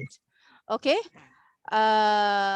When it came time to do tertiary education, Jeya, I decided nothing doing with British education. No way, no how. Okay. So I knew I was going to be, to use the word you said just now, I was be dealing with resistance and an uphill battle. And this ties into, I told you my father unexpectedly passed away. So my uncle, the next elder sibling, became the head of the household. Oh. Okay. So my family is what you call an extended family, Jeya. So even though certain family members passed away, uh, for all terms and purposes, life moved on, even Right. though we're grieving and missing the deceased family member. Okay. So I did my research, and at the time, my university was the very first American university to come down to Malaysia and have regular information preview sessions. This is what it was called then. I'm not sure what they call it now and whether they still have these things. I think now it's still the, what do you call it? I think that, what is it? There's that one American something fair or something they call that, where all several Education fair. universities come together. Yeah, they have Okay, this common education fair. Yeah. sure. So I did my research. I went for the information preview myself. Nearby to my Okay. house, I took the bus and I went. Okay, I went, sat down, listened, got all the information as I could, did my research. What are the Malaysian colleges that has a tie-up with this university? Okay, so where's the connection to this Jeya is this person who I told you I'm very close to, who laid the very solid foundation to me, my mentor. And this is only, I'm realizing this, Jeya, after many years, only probably in the last 1 month, I'm making this realization, even though I'm the type of person I reflect and think of things and all that. Okay, as it happens and after it happens and all that. It's taken me almost 23, 24 years, Jeya, to realize this happened by design. It is not mere coincidence. Why I say this, Jeya, this person I'm talking about lived and worked in Hawaii. The university that came down with the first American university to come and have regular information preview sessions is also a Hawaiian university. Okay. So now this is the universe, or I don't know what else, because I told you I'm very close to this person. You did. Okay. I knew I was facing resistance, so I went for the previous session. Then I proposed the idea to my uncle. My uncle, of course, was not thrilled about it. I expected it. So I told him, give me 1 semester. You look at my results. If you compare my results for SPM and you compare the results first semester of the American degree program, there is a complete difference. It's equivalent to almost saying straight A's. Oh. First semester American degree program compared to What our topic? wonderful Malaysian education system. Imagine. What subject did you take in the university? The early subjects that of... I took were like introduction to sociology, anthropology, psychology, English. Wow. Heavy stuff. Okay. What do you call it? What was it? College algebra, that kind of stuff. Okay. But you really had an inclination towards those subjects. You like those subjects very much. Not really an inclination towards those subjects, yeah. It was more like I somehow, before you and I started this conversation earlier, you were saying that, you know, sometimes females have a sixth sense, the intuition or something. Right. I think this was my intuition telling me this learning style suits me better. Okay, this learning style suits me better. Okay, and I almost did not go to Hawaii, Jeya. This is another thing maybe that may surprise you. I got past the first stumbling block, which was to do the American degree. And there was a college in Malaysia that had a credit transfer agreement. And I told you the connection to this, which I only realized fully now, is the universe was basically giving me a once in a lifetime opportunity. I got to spend 3 almost uninterrupted years with this person who's very important to me. despite him being busy with his work. He's a medical doctor. He's a professor in public health, and he works for an NGO and all that. And even before I went to Hawaii, I was also doing some volunteer work for him. Okay, and then over the last up until 2014, I was still doing work with the NGO, primarily because he was the Secretary General in this NGO, and that gave me a lot of things, Jeya. It gave me access to influential people in the field of public health, medicine, dentistry, nutrition, and all that. And it also expanded my knowledge base. Okay, I got to do things like coordinating projects and whatever not. And from 2009 to 2009 to 2013, I got to travel a fair bit, Jeya, because of this volunteer That's work. nice. Yeah, Right. it's really nice because it's a nice balance for me. I have my full-time job, but not always do you enjoy your full-time job. So this part-time volunteer thing gave me the sense of fulfillment, happiness, and satisfaction that I perhaps did not really always get from my full-time job. And Need it anyway. yeah, so the relationship was what do you call it, uncle and niece. Then it became employer and employee. Okay. Oh, Okay. Yeah, because he's the boss and I do the work for him. He gets me to follow up with certain people and coordinate things and all that. So in public, I had to call him Dr. Patrick or Prof. Walter or whatever. In private, I can call him Uncle lah. But some people got to know me well enough because they met me, and also in the email communication and talking and all that, they knew the relationship. So with those people, I didn't really have to go to Dr. Patrick, Prof. Walter and all that stuff. I could just say uncle and all that.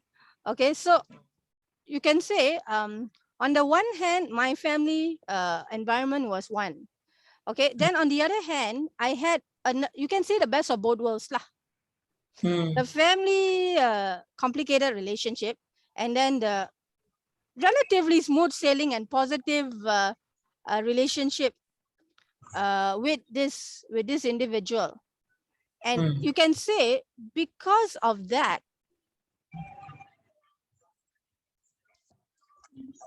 a big part of who I am is because of that foundation and because of this person. Right. I don't know whether you can identify with this, Jeya. I think the closest to it is that Mr. Peter, your teacher, Mr. Peter. No, he was not my teacher. He was someone I met in the Toastmasters club. Oh, Toastmasters. He was, okay. Yeah, he was a DTM at the time. DTM is the highest level in Toastmasters. Yes. I was in Toastmasters for 12 years. So he guided me, he encouraged me. He saw a trainer in me. He saw the potential, basically. Yeah. He said, you are trainer material, his exact words.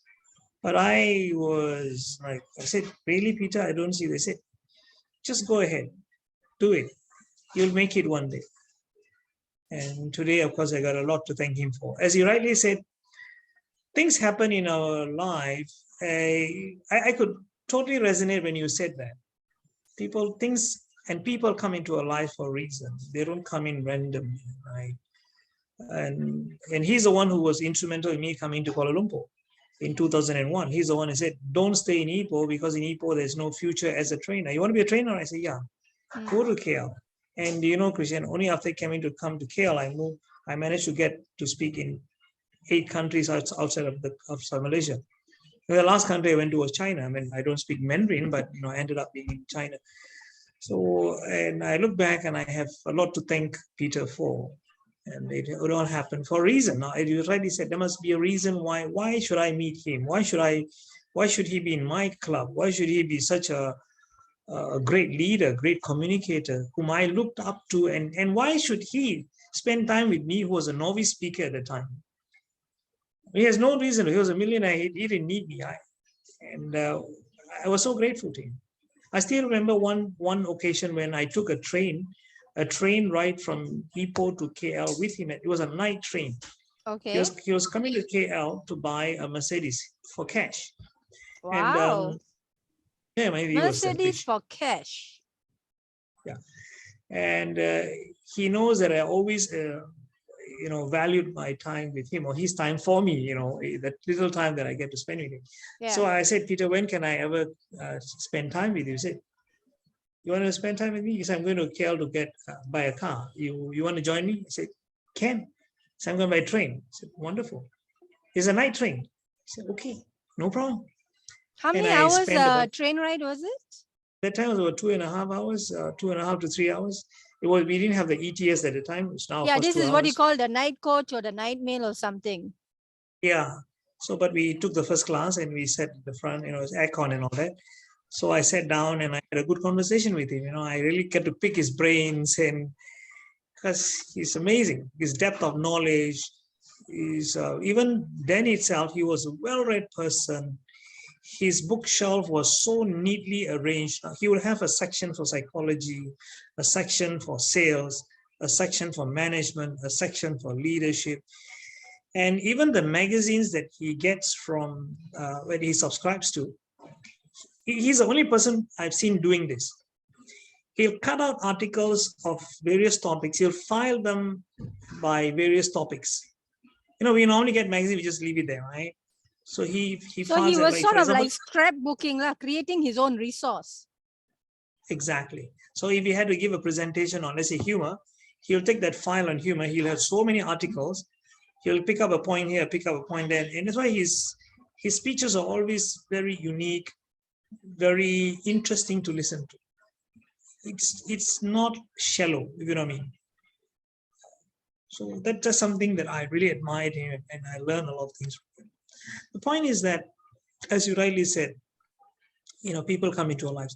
And one more thing I want to share with you, when you talked about this positive and negative thing, I just want to share this thing with people who come and dispute me on this. I just ask them one thing. Every tree that grows, every tree, how far does it grow? Talk about the big trees. You talk about what tree? The flame of the forest, or the oak, or the California redwood that goes up and then I 350 think feet high. I don't know whether this is a very tall tree, but the banyan tree has got lots of roots and all that hanging down. Correct. I asked how far how wide and how tall as the tree grows? The answer is as wide as it can grow and as tall as it can grow.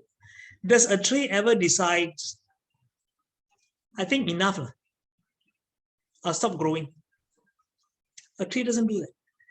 Does an animal do that? It will do anything to survive. So what you're talking about, negative thinking, if the animal or the tree were to have negative thinking, I think the weather is not so good. It's not ideal. I'll just remain a seed. Does the tree ever do that?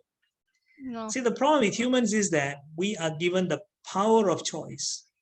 Maybe if you look at it, it could be a curse of choice, because we have the choice to choose our life.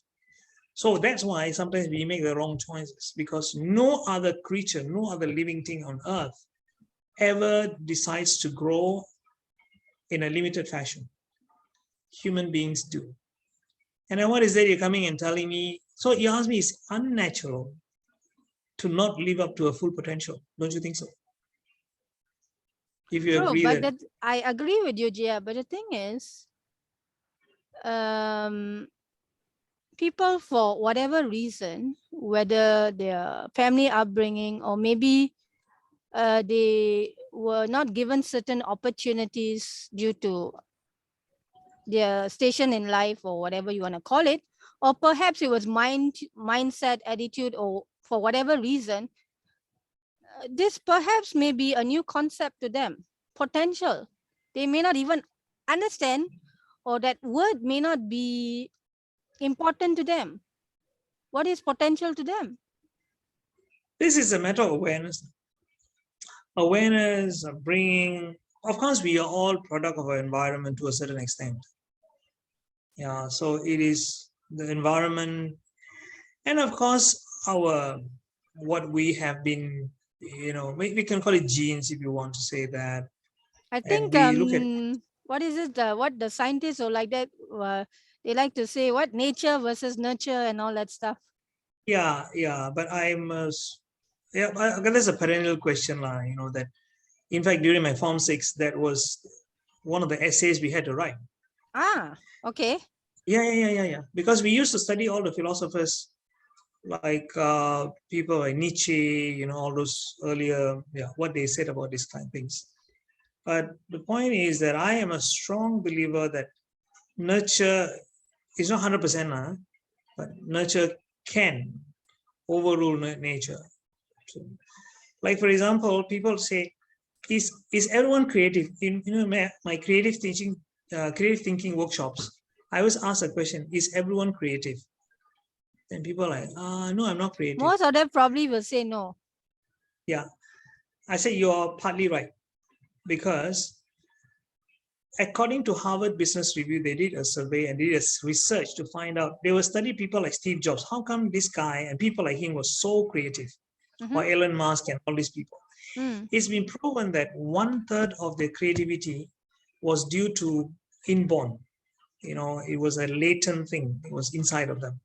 But 2/3 of it was actually because of the exposure they had. So if they just relied on being the inborn creative, they would not have come up to be where they were. So even if you had zero of that, which is very unlikely, you still have 2/3 to develop that. So it's where you expose yourself to what you read. And I was quite fortunate in the sense I was exposed to some positive things. The first book I read was Zig Ziglar's See You at the Top. That got me on the track. And I was in college, 2 books. One was the memory book and the See You at the Top book. So saturate yourself with those kind of things. Of course, it doesn't mean your life is going to be perfect. It's going to be without challenges. They're going to be. But you probably become more resilient, more resourceful as well as you go along. So that's my take. And what do you call it? We learn more from the difficulties and challenges. We develop certain skills and coping mechanisms and talents. When things are not going according to plan, or when you say, you have things like this pandemic and whatever unexpected things that happen, I suppose it comes down to survival, though for some of us it's a very strong instinct to always be resilient, to always be proactive, to always look at the positive aspect, to step out of the comfort zone and do something rather than wait for things to be handed to you on a silver platter or golden platter. And tying it into this pandemic, no offense to anyone, but I think there's still some people, Jeya, probably not you and I, who still think that they don't have to do anything. They can sit in their cozy comfort zone, that this pandemic will go away. Those who believe in prayers will help. And life will, even though life turned upside down completely with this pandemic, and you and I adapted accordingly, or as best as we can, there's still some people, perhaps, Jeya, who are lost, who don't know what to do, who are scared, who are depressed, who have lost hope. So do you have any suggestions, any advice, any ideas for these people? It's a matter of looking at things from the right perspective, and ask yourself certain questions like, what's the worst case scenario that can happen? You see, but the fact that you and we have survived this far, we have beaten the odds and we have done it, that makes us strong, right? Yes. Of course, it doesn't mean being positive and not taking precautions, not living the life that is right. It's not a way. I mean, you have to adapt. So adapt and learn this. And there's a saying in English, we all say, calm seas never makes a strong sailor. So as you rightly said just now, it is the hardships that teach us the valuable lessons, right? So if you want to become a great sailor, you have to go through the storm. Then you come out a really good sailor. But he said, I've been sailing very calm seas. Big deal. When you face the storm, then you know what will happen, right? So, That's the and true test. exactly, yeah. So when you are tough, you're strong, then the thing is, I would say associate with the right kind of people. If in case you have been mixing with the wrong kind of people, if you mix with people who are always negative and say, no lah, pandemic is terrible, you can't survive, you're going to be influenced by, like people smoke. Even if you don't smoke, you mix with all your friends are smokers, you probably very high chance you're going to become a smoker one day.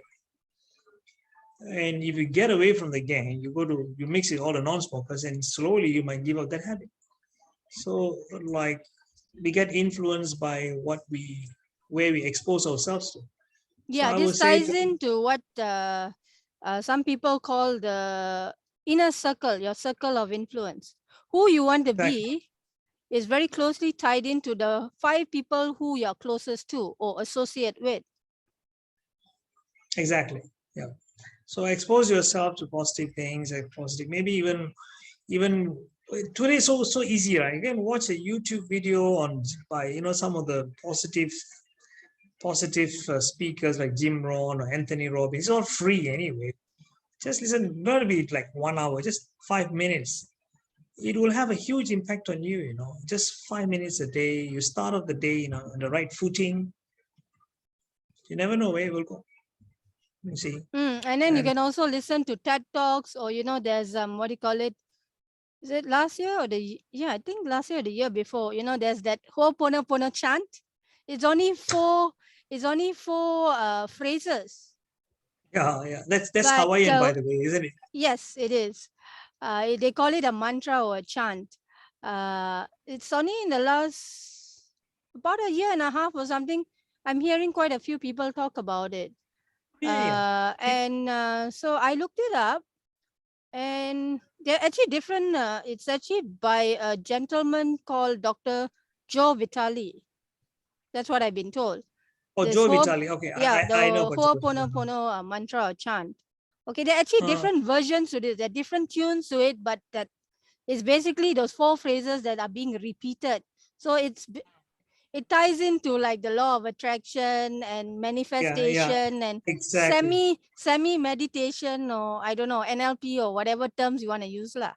Something about I'm grateful or something like that. Is it? I love you.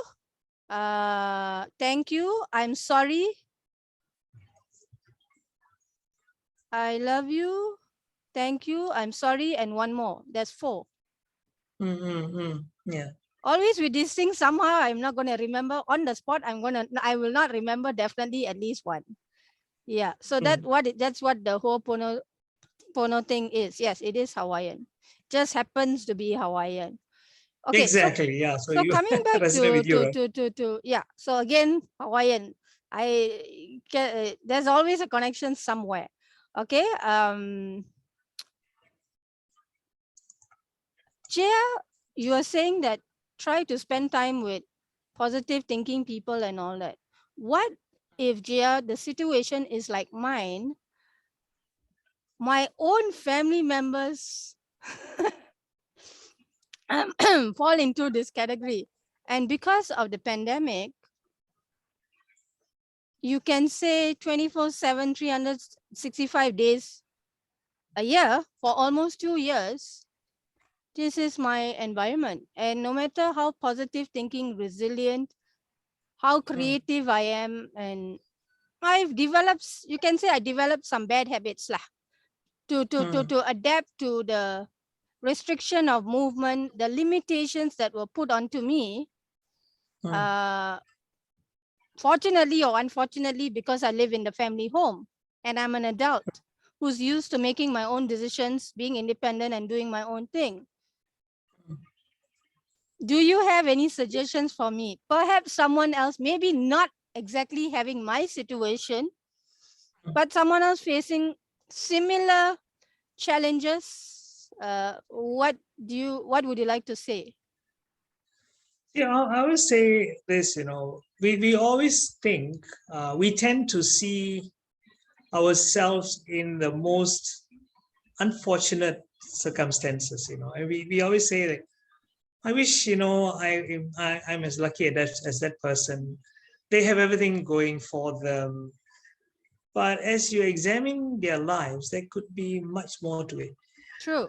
I like to give an example of the one that comes to my mind is Oprah Winfrey. Yes.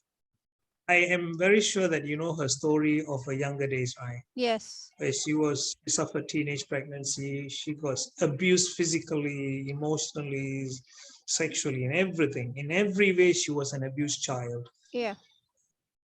I always ask people, and she was a drug addict as well. I mean, she was. Oh, I the don't think drug she became addict a thing, drug I addict. don't think I know, but the sexual abuse physically and all that, Yeah, yes.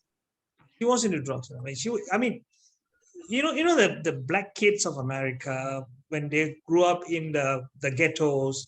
Mm. I think probably 90% of them could be on drugs. Mm.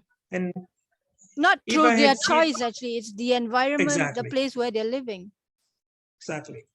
So if someone had seen her when she was like 18 on drugs and she's gone through teenage pregnancy, people like could have no hope for her. I said, too bad, lah. You're going to die a nobody in this world, right? And she has proven everybody wrong by being the highest paid television celebrity in the world. And I heard the story that it was one particular event of hers. She gave everyone present a car. Correct. I watched that episode. Okay, and today she's a billionaire. And the fact that people die to get onto her show, right? I mean, if you appear on her show, you're a celebrity. She just said, Yeah. I was on Oprah. Really?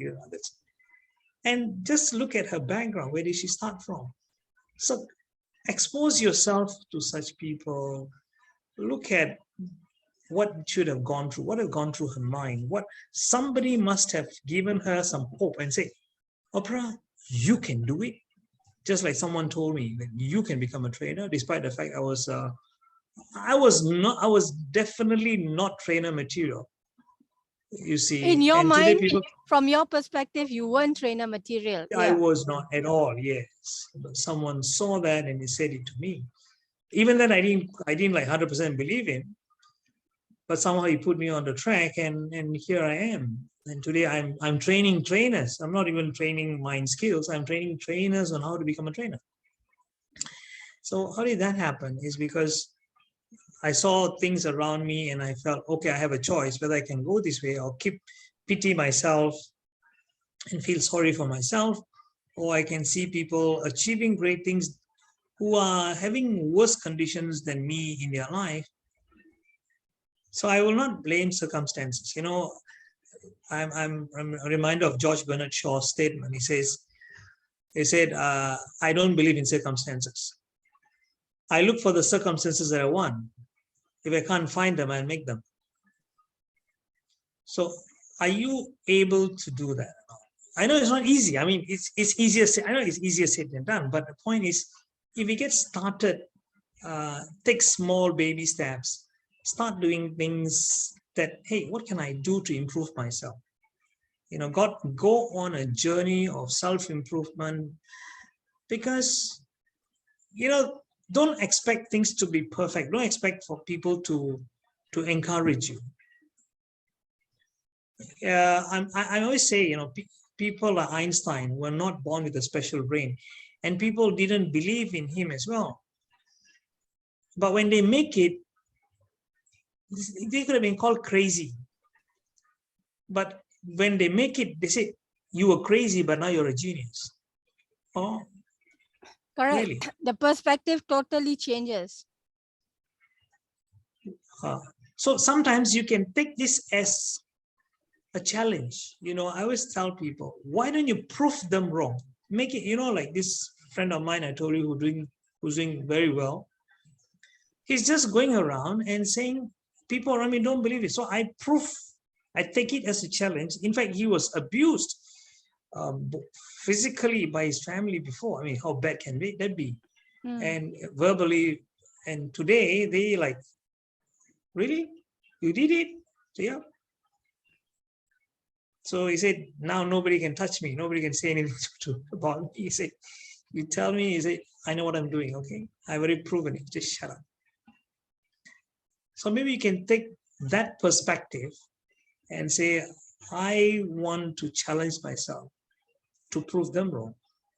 Because I always say, as the saying goes, losers let it happen, winners make it happen. So whether you want to let it happen, let nature take its course, then you just be like a wood drifting in a stream. One day you're going to end up in a waterfall, right? Or you are like a boat with an oar. And talking about oar, I always say the three characteristics of winners. The OAR, oar. O is for ownership, A is for accountability, and R is for responsibility. Do you have these three things? Do you take ownership for your own life? Are you accountable for what happens? Are you responsible when you say a word, do you keep your word? That's responsibility. And on the other side, on the flip side, there's people who are failures. I like to use the word bed, B-E-D. You know what? They like to blame other people. It's your fault, not mine. And then they always give excuses. Say they are having a suffering from a disease called excusitis, just like appendicitis. Yeah. Just like appendicitis can kill you physically, this one will kill you emotionally, excusitis. And D is denial. D, denial. You say, how's your life? Okay lah. I say, Malaysia, we suffer from the okay lah disease. Everything's okay lah. I say, because when you say okay lah, you're not going to improve. If you're not doing well, okay lah is one thing, Jeya. There's another one. No problem lah. But actually, I learned from someone. I don't know. I think maybe it's my late uncle. No problem. Actually, he's got problem. Just don't want to admit it. Exactly. So that's the state of denial that we're talking about. That is denial. So when you get rid of all these three things, bed means, like I say, you're a lazy guy lying on the bed and just trying to make excuse. So get rid of that. And like have an oar so that you can steer your boat of life. So it's, I always say this, are you living above the line or below the line? People above the line are having the oar in their hand, and people below the line, I call it the line of life, you see.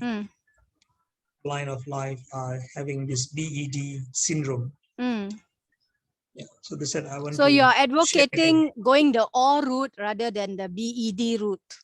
Exactly. So if you catch yourself blaming other people, stop yourself. The minute you start giving excuses, stop yourself. If you're denying, tell yourself, I'm not going to deny this. And I'm going to accept. And say, I am going to be accountable. Sorry, I'm going to take ownership for my life, accountable and responsible, regardless of what other people say. Of course, I'm not advocating these or negative things. I don't say I'm going to rob the bank. I don't care what you say. Somebody asked me this. He said, Jeya, that can be taken negatively. I said, really? Yeah, but somebody wants to do it. Say, I'm having an awe attitude. I'm going to rob a house or something. I said, no lah, that's not what I mean. I mean, that's if they do that, it's on them lah. It has nothing to do with you lah. Exactly. You just gave them the concept and the tool. How people use it, whether positively or negatively, it is their choice. Exactly. Yeah. We always making choices every moment in our life, right? Yeah. Right what now, do you call it? What we are doing right now is a choice that you make, right? The fact that you decided to get on a call with me. Yeah, and it's also a choice on your side to say yes. Exactly. Yeah, that's right. So I just want to quickly say something, Jeya. You were saying about that gentleman who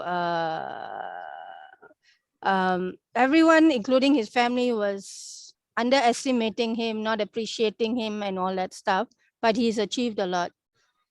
Yeah. Let me just quickly continue the story I started telling you.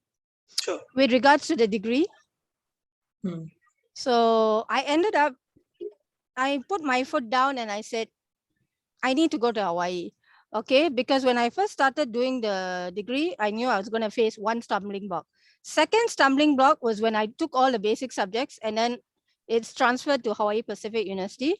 So at that time, I don't think I researched whether it was possible to do everything here. It was never on my radar. Okay. So when it came time where I've completed everything and it's time to basically, next thing is to go to Hawaii, was the second stumbling block. The same uncle says, you don't need to go there. So I was like, huh? From his perspective, in his mind was, we'll send you on a holiday. You can go and spend time with this person. But you don't need to go there to finish a degree. Oh. Yeah. Okay. So I said, no, it's mere coincidence. I don't think that's an option. The fact that you think that it's so, you think it is trivial to me that you send me on a holiday and I don't have to go to Hawaii to complete the degree.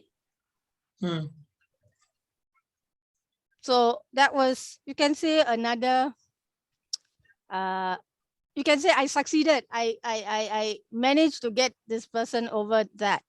Okay. And I was studying the whole year round because that was what I went to do. And I actually enjoyed the 3 years there, Jeya, because an American degree is actually 4 years. I did 15 months here.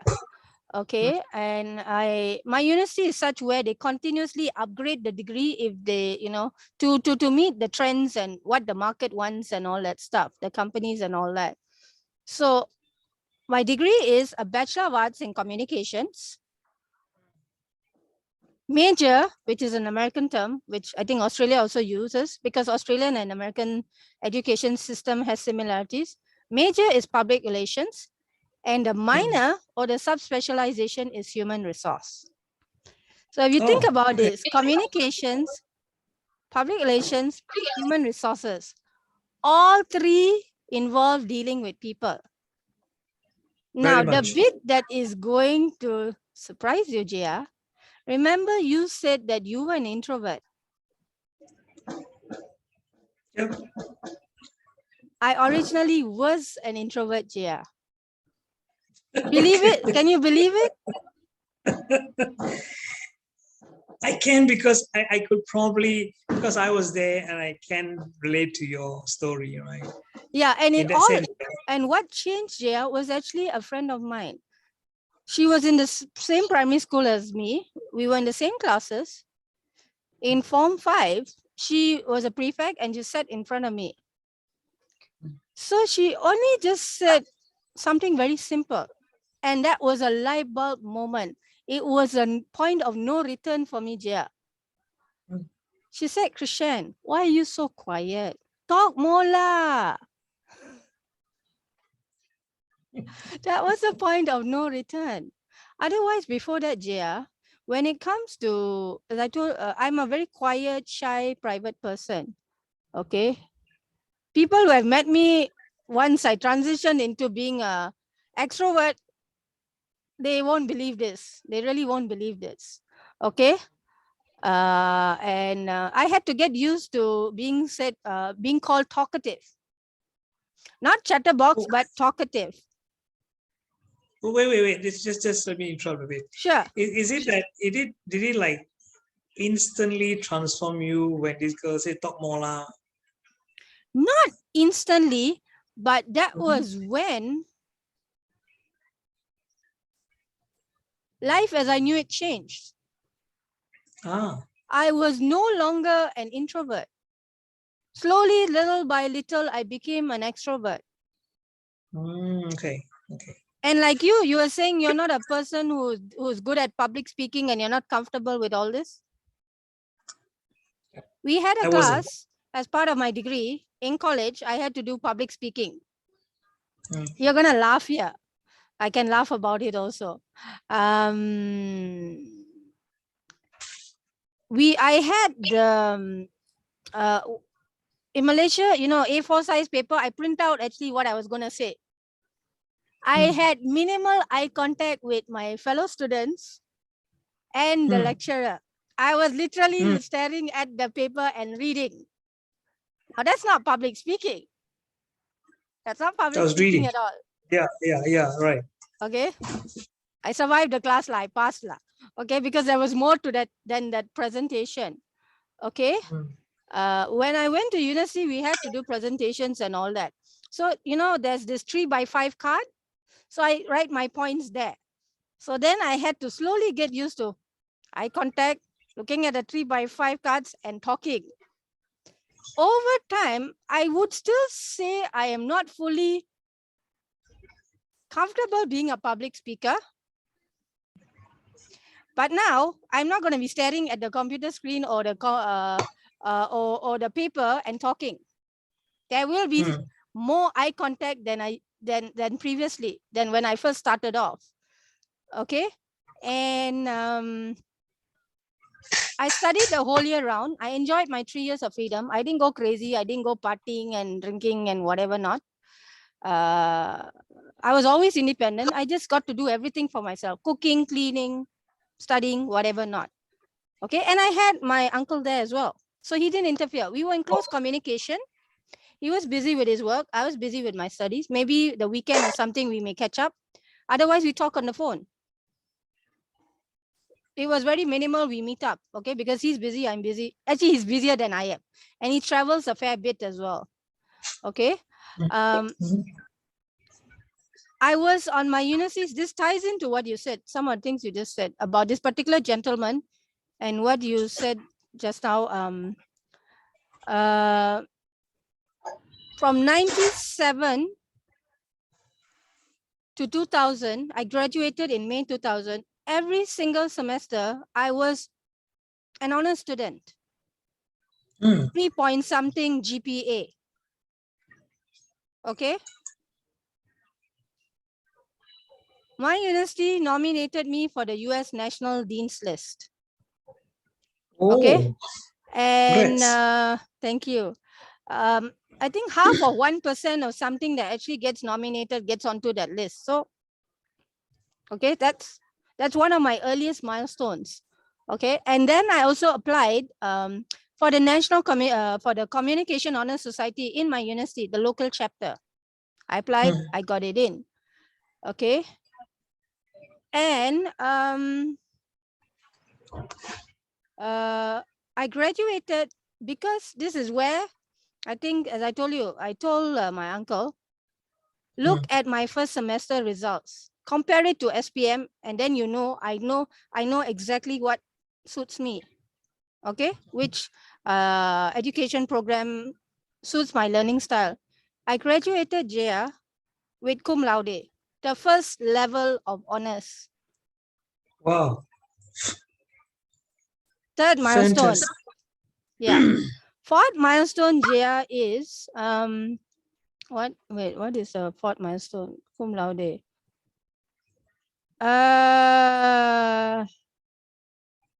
Okay, it's not coming to me. There is a fourth milestone to this. So yeah, the fourth and fifth milestone. The fourth one is I actually applied for a scholarship. Okay, this was open to, there were certain criteria. I applied, I got it. Small amount, but okay, money is money. You put it to good use. I put it towards the tuition fees or whatever. Okay. My university, Jeya, the last 2 semesters, my university gave me a scholarship. Hawaii Pacific University Miss America scholarship. I'm not American, but I got it. Fourth milestone. So I could proudly tell my family, you don't need to send the tuition fees for the next 2 semesters is taken care of. You don't need to send me money for that. Wow. Isn't that cool? Very cool. And another reason why I almost did not go to Hawaii, this was the time, the beginning of the Asian financial crisis. Oh. Yeah. Okay. 97. What year was that? 97. Okay. This is when the ringgit was going down. But thankfully, because already I had registered, I know very well what the exchange rate was, because we had to buy the bank draft to I was going to have to pay for staying in university lease apartments, tuition fees, and whatever not. I am grateful and I'm thankful that my family paid for my education. My father was always of the mind, the perspective that he wanted his children to be exposed. Even though my family is highly traditional and conservative, my father in certain ways is, you can say, is quite open-minded and a man ahead of his time. He wants his children to be exposed to other things besides what is in front of us and all that. So I'm number 3. Number 1, number 2, number 3 did spend some time overseas after doing all the basic education here. Number 4 chose to stay here. Number 4 had the opportunity to go, but chose not to. Number 5 had, but also chose to do everything here because that particular foreign university had a local branch here. But during the course of the master's and the PhD, Jeya, the very interesting bit is my elder sister was a pioneer in that she did A-levels in 6 months, Jeya. It was unheard of at that time. A-levels was a year or a year and a half. Yeah, definitely. Okay. It's one of the toughest exams, yeah. Out of the 5 of us, you can say I'm the most, the person who's always jumped out of the comfort zone. Okay. And the pioneer in almost everything. The only thing you can say, the pioneer, okay, of the 5 of us, my younger sister is the most highly educated of all 5 of us. All of us have a bachelor's. She's got a master's. She's got a PhD. That's nice. Interesting, That's right? really cool. It is. Interesting for a person who, when it came to going to school, she didn't really enjoy it. But she's on the academic track. During a master's, she was a tutor. During a PhD, she's completed a PhD. She's now teaching.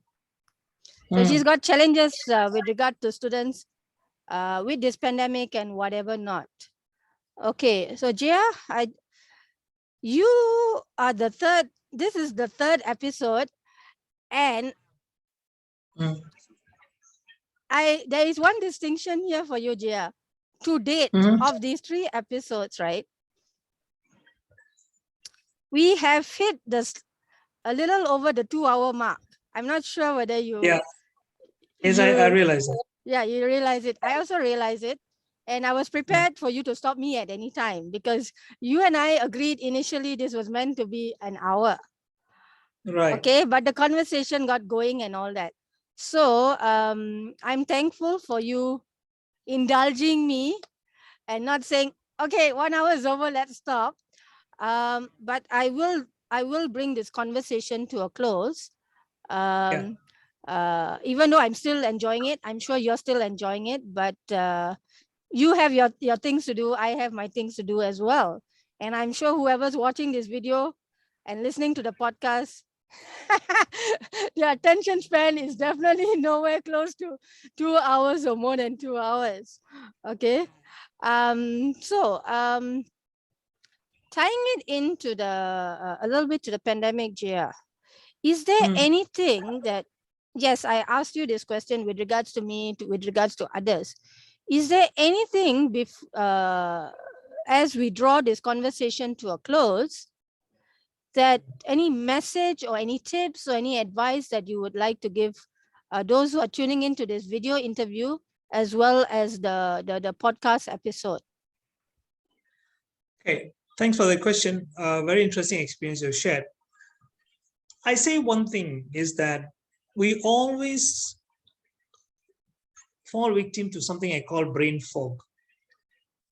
A brain fog is just like a physical fog. When you're driving, you could probably only see 10 meters ahead.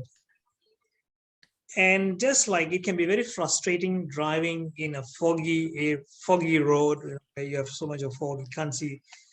So a brain fog means your brain, it's hazy. You want to do something, but you just cannot get yourself to do it. You get what I'm saying? Just like if I give Yes. you a choice to go out in the fog, you said, no, I'd rather not go out. I might get in an accident. So the brain fog prevents us from moving. You feel lethargic and you're Would this, regretting it. You're can I saying, draw the parallel to this, Jeya? To, the, what do you call it? I'm not sure what could this be tied into, what do you call it? The fight, flight, or freeze response? In a manner of no, speaking? No. that's not so much. Probably that is more of the adrenaline rush you get, right? Yeah. So here it's not. You got to do something. You want to do something, but it's just like Mm-hmm. no mood. Why? And this kind of like the pandemic is a good example of what causes brain fog in us. You just like, give up. I don't think the world is doing anything. So I'm.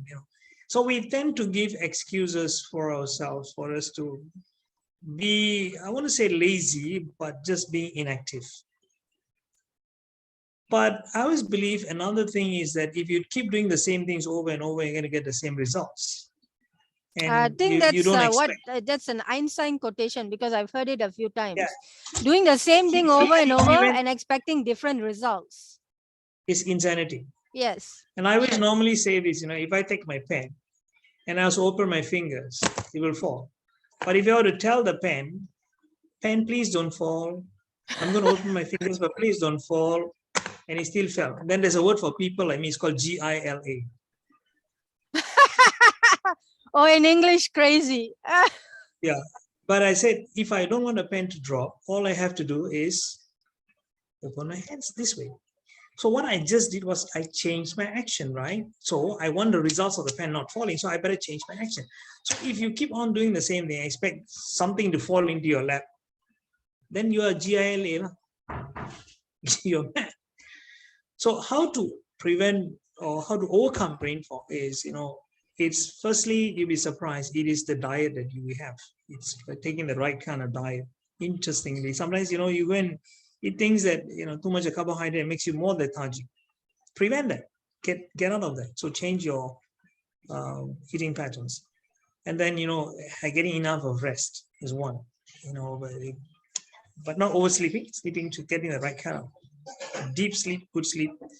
And how to get good sleep is go out there and go into the outdoors and just do some kind of force yourself. You want to, because once you get tired and your brain becomes more active because more oxygen goes to your brain and all that. So these are some of the ways you can actually and read something positive. And if you can, expose yourself to positive people or watch something positive. Even if you don't read, you're not a reader, never mind, watch on YouTube.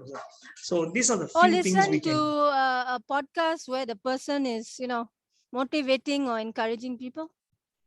Exactly. So when you do that, slowly the fog, it may not like totally disappear, but it clears up. And it put you into a right frame of mind, like, hey, I'm getting things moving. Because it's sometimes it's just like you take a few steps and then you say, hey, not bad, huh? I can do more. You may not be perfect, but you will be definitely much better than sitting around and waiting for things to happen, hoping things to work. I've nothing against hope, but hope by itself without action, I don't think is going to help in any way. That's what I like to just share. Krish? Yes, I agree with it. We have to look at things from a very holistic perspective, not just this one aspect only and all that stuff. And this is why the other day when I was suggesting that, when I was extending the invite and suggesting the idea, would you like to be a guest to be interviewed by me so that we can provide an alternative perspective, share each other's thoughts. And the purpose of the podcast is to educate, create awareness, engage people, and entertain, and provide an additional perspective. So most of everything you said resonates with me, because there is several parallels here going on. between you and I. It's very interesting that the world is getting smaller and smaller each day. It's a very, very small world. It is. And you see how your family members, your neighbors, your, I don't know, your people you studied with, your former, your employer or former employer, acquaintances and all that. It's very interesting to see sometimes how these people are quite closely related to you. Yep. It's like a spider's web. Definitely. You know, you remind me of what Leonardo da Vinci said. He said, everything is connected to everything else. You know, and that was 600 years ago. 600 years ago. Wow. He's been voted the greatest genius the world has ever produced, by the way. Not even Albert Einstein. Oh. So, yeah. Einstein was one of the geniuses, but not the greatest. The greatest was actually Da Vinci. Okay, I just learned something new. I didn't know Leonardo da Vinci was considered the genius, not Einstein. No, they're all geniuses in their own right, but no, as in no. What I mean is the number one yeah. genius. Yeah, as you said. Do you know the movie made about him, right? The Da Vinci Code as well. So that's what. Okay, one last thing I want to say, Jeya, because it triggered my mind. Do you, Jeya, do you watch Netflix? Do you watch anything on Netflix? Not so much. Why? Yeah? You don't watch TV, or you don't like Netflix, or what? I'm not a Netflix fan. I don't like. No, not Netflix. Netflix.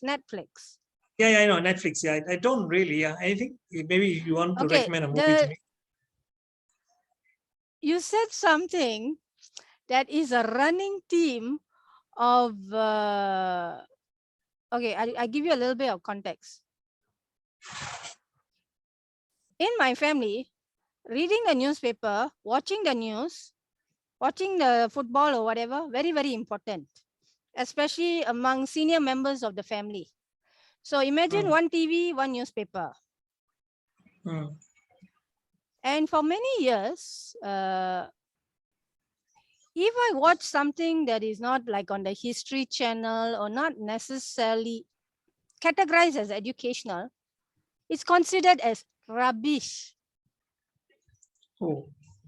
Okay. So things like, say, if someone is kissing or hugging and there's a makeout session, it's like, why are you watching this rubbish? It's as if they're telling me. And then I turn around and say, hello, I'm just watching this. I did not write the script. I did not direct the movie. I'm just watching for entertainment. So,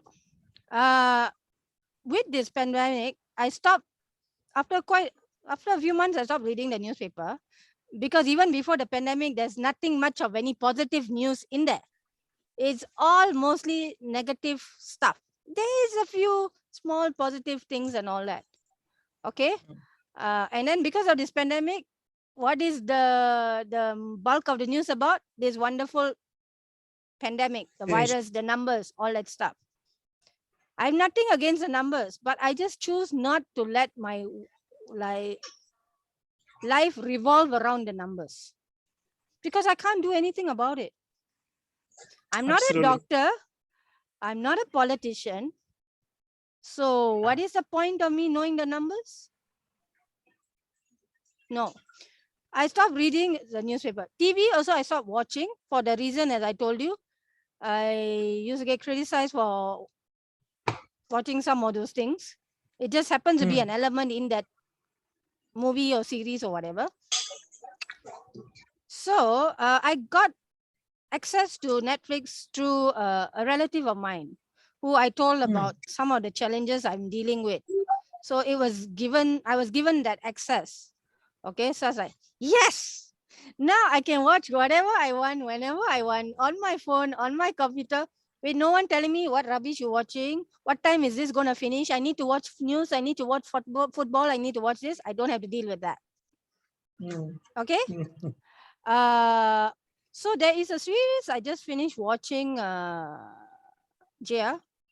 I don't know whether it's on Amazon Prime. I don't think it's on Astro.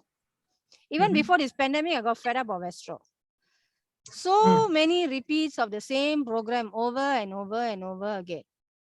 And those people think we are so stupid as to pay good hard-earned money for that. Okay, anyway, coming back to what I was saying, it's not a session to bash certain things and all that. There is this series called Manifest. You just now said, what is it? It's a quote or something, is it? 600 years ago, Leonardo da Vinci said, it's all connected. Everything is connected to Everything else. is connected to everything else. The running theme in every episode in 3 seasons of the show, I'm now waiting for the 4th season to be available in Netflix. I'm not sure when. The movie is called Manifest. It's not a spoiler alert, but basically some people went on a flight. Some people went on a certain flight. Some people stayed back and took another flight. The people who took the first flight, everything was fine. The people who took the later flight, because they wanted to get, there were some nice perks, voucher and all that stuff. They went missing for 5.5 years. Okay. Then, suddenly the plane with them came back. Reminds me of the MH 730 or 370. 370 is still missing. Certain part of it has been found. Okay, so in this case, the plane came back. The people came back. Okay, and they came back with certain talents that they didn't have to begin with. Certain talents that they didn't have to begin with. So you can say it's a gift or curse or whatever you want to call it. So in this running team, one of these people who is a scientist and a professor of mathematics or something says it's all connected. And the sun, not to be like a broken record, he says this. Okay, so when you say it's all connected, everything is connected, it's all connected. This is what is triggering in me. It's triggering in me this Manifest series on Netflix. It's all connected. Thank you so much. I think we thank you very much, Jeya. So sorry to take up so much of your time, but I enjoyed talking to you. Same here. I wish you all the best. What I will do is anyone who is more interested to know more about what you're doing, later I will get your social media handles and all that stuff, contact details, and I will provide it, and they can reach out to you. Okay, thank you, Jeya. You take care. Bye. Thank you for the great session. Yes, thank you, sir. Okay, take care. Bye. Okay, you too. Bye.